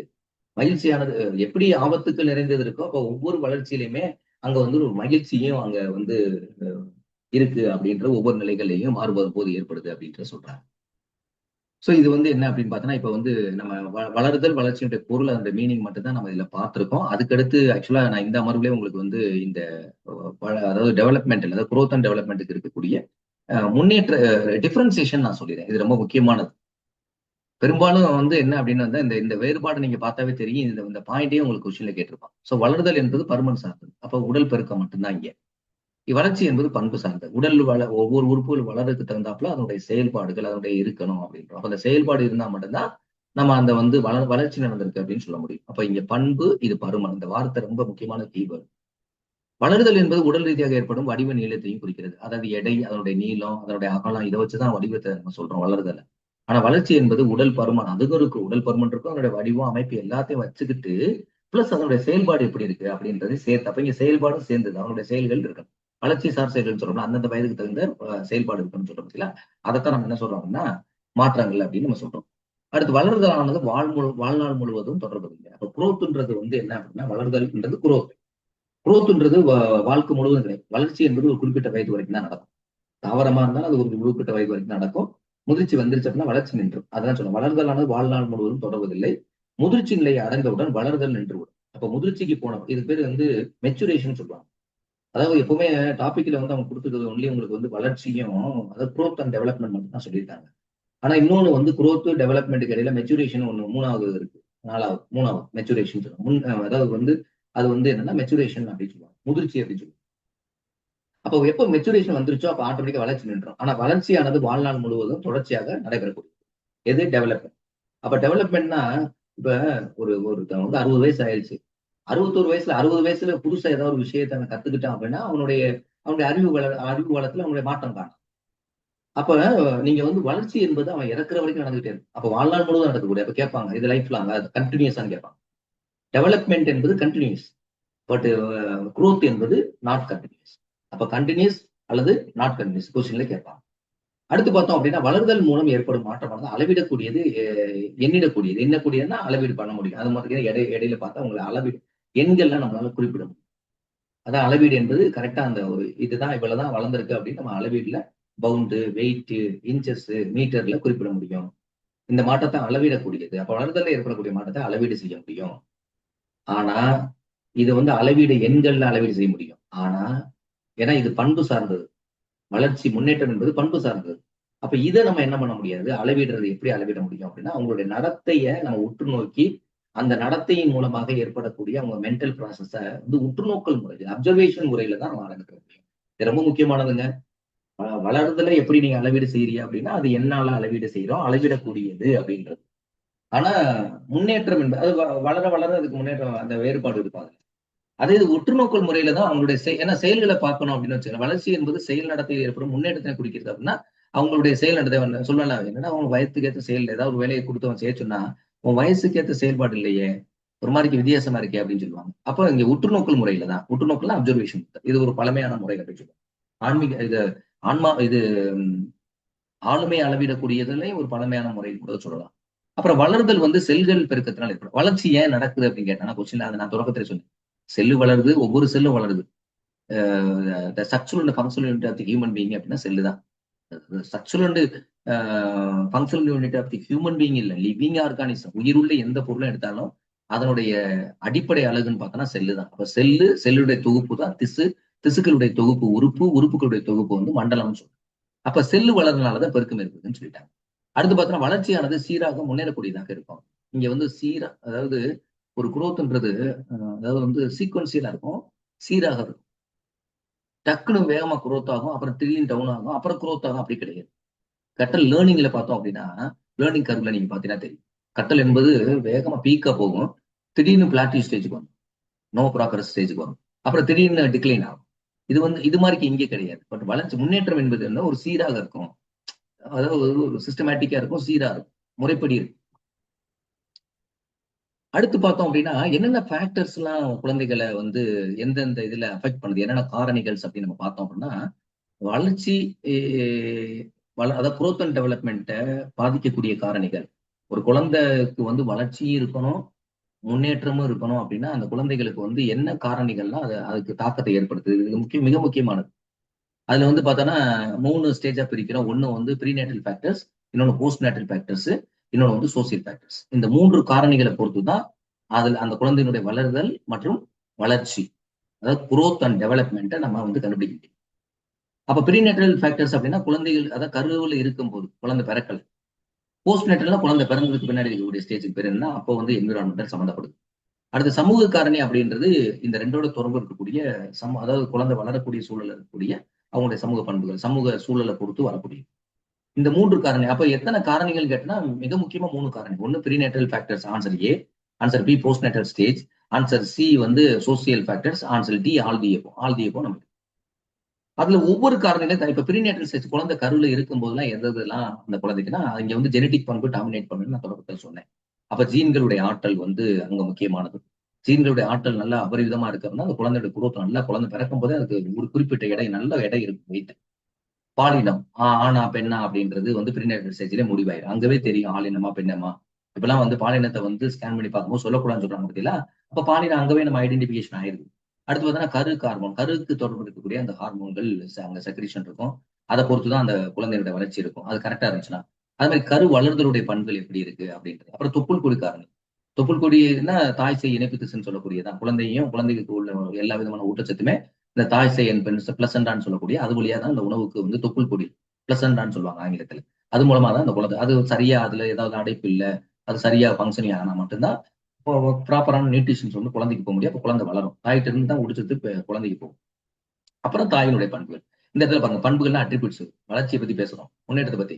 அப்ப தாய் வந்து கரு ஊற்றிருக்கும் போது நல்ல அமைதியா அன்பு அரவணைப்போடு இருந்து வந்துச்சுன்னா அந்த அன்பு அரவணைப்பா அந்த குழந்தைக்கு அப்படியே போகும். ஏன்னா கருவில என்ன மாதிரிக்கு அவங்க மனநிலையில் இருக்காங்களோ அந்த மனநிலையை அந்த குழந்தைக்கு இம்பாக்ட் ஆகும். அந்த டயத்துல அவங்க ரொம்ப டென்ஷனா கோவமா பயங்கர வெறுப்பு உணர்வோடு பயங்கரமா அவங்களுக்கு வந்து மன அழுத்தம் இருக்கு அப்படின்னா அதே மாதிரி இருக்கக்கூடிய அழுத்தம் அது இருக்கக்கூடிய குழந்தைகள் தான் வரும். அதனால சமுதாயத்துக்கு பின்னாடி நிறைய பாதிப்பு இருக்கு.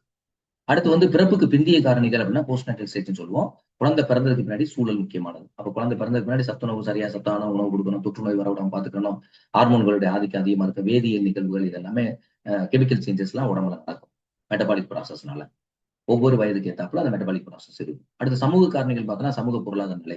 இப்ப பொருளாதாரம் அதிகமா இருக்கக்கூடிய குழந்தைகளுடைய வளர்ச்சி அதிகமா இருக்கும். வறுமையா இருக்கான், அவனுக்கு உணவு கிடைக்கல, அப்ப அவனுடைய வளர்ச்சி கம்மியா இருக்கும். இயற்கை வளங்கள், இயற்கை வளங்கள் அப்படின்னா அந்த ரிசோர்சஸ் அவன் வாழக்கூடிய சூழல்ல கிடைக்கக்கூடிய ரிசோர்சஸ் இயற்கை வளங்கள் நல்லா இருந்துச்சு அப்படின்னா அது அவங்களோட வளர்ச்சி அதிகம். இப்ப நேச்சரா வாழக்கூடிய ஒரு சூழலுக்கும் என்விரான்மெண்ட் ஒரு வீட்டுக்குள்ளேயே வளர்ந்த குழந்தைக்கும் ஒரு இயற்கை ஒரு சூழலை வாழக்கூடிய குழந்தைக்கும் வித்தியாசம் இருக்கு. அதே மாதிரி வந்து தட்பவெப்பநிலை, சுற்றுப்புற சூழல் தட்பவெப்பநிலை, அதே மாதிரி மனவெழுச்சி காரணிகள், இயற்கை உளவியல் சூழல் இதெல்லாம் அந்த குழந்தை வந்து ரொம்ப ப்ரெஷரான ஒரு சூழல்ல இருக்குன்னு வச்சுக்கோங்களேன். அதே பண்புகள் தான் அந்த குழந்தைக்கு வரும்.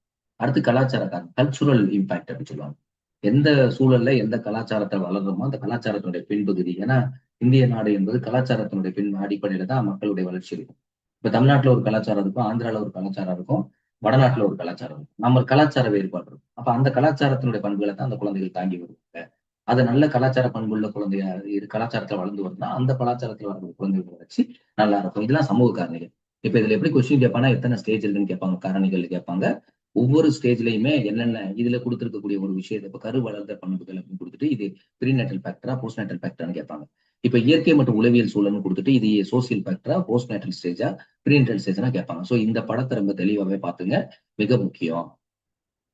அடுத்து பார்த்தோம்னா impact of nature and nurture of the child development. குழந்தைகளுடைய அதாவது வந்து ஹெரிடிட்ரி அண்ட் சுற்றுச்சூழல், அதாவது சுற்றுச்சூழல் கிடையாது, அது ஈகாலஜின்றது என்விரான்மெண்ட் அப்படின்றது. ஸோ இந்த ரெண்டு எப்படி இருக்கு அப்படின்றத மரபு மற்றும் சூழல் இதனுடைய தாக்கம் எப்படி இருக்கு அப்படின்றத பத்தி தான் நம்ம அடுத்த அமர்வுல நம்ம பார்க்க போறோம். ஸோ இதோடு இந்த அமர்வை நிறைவு பண்ணிட்டேன். நன்றி, வணக்கம்.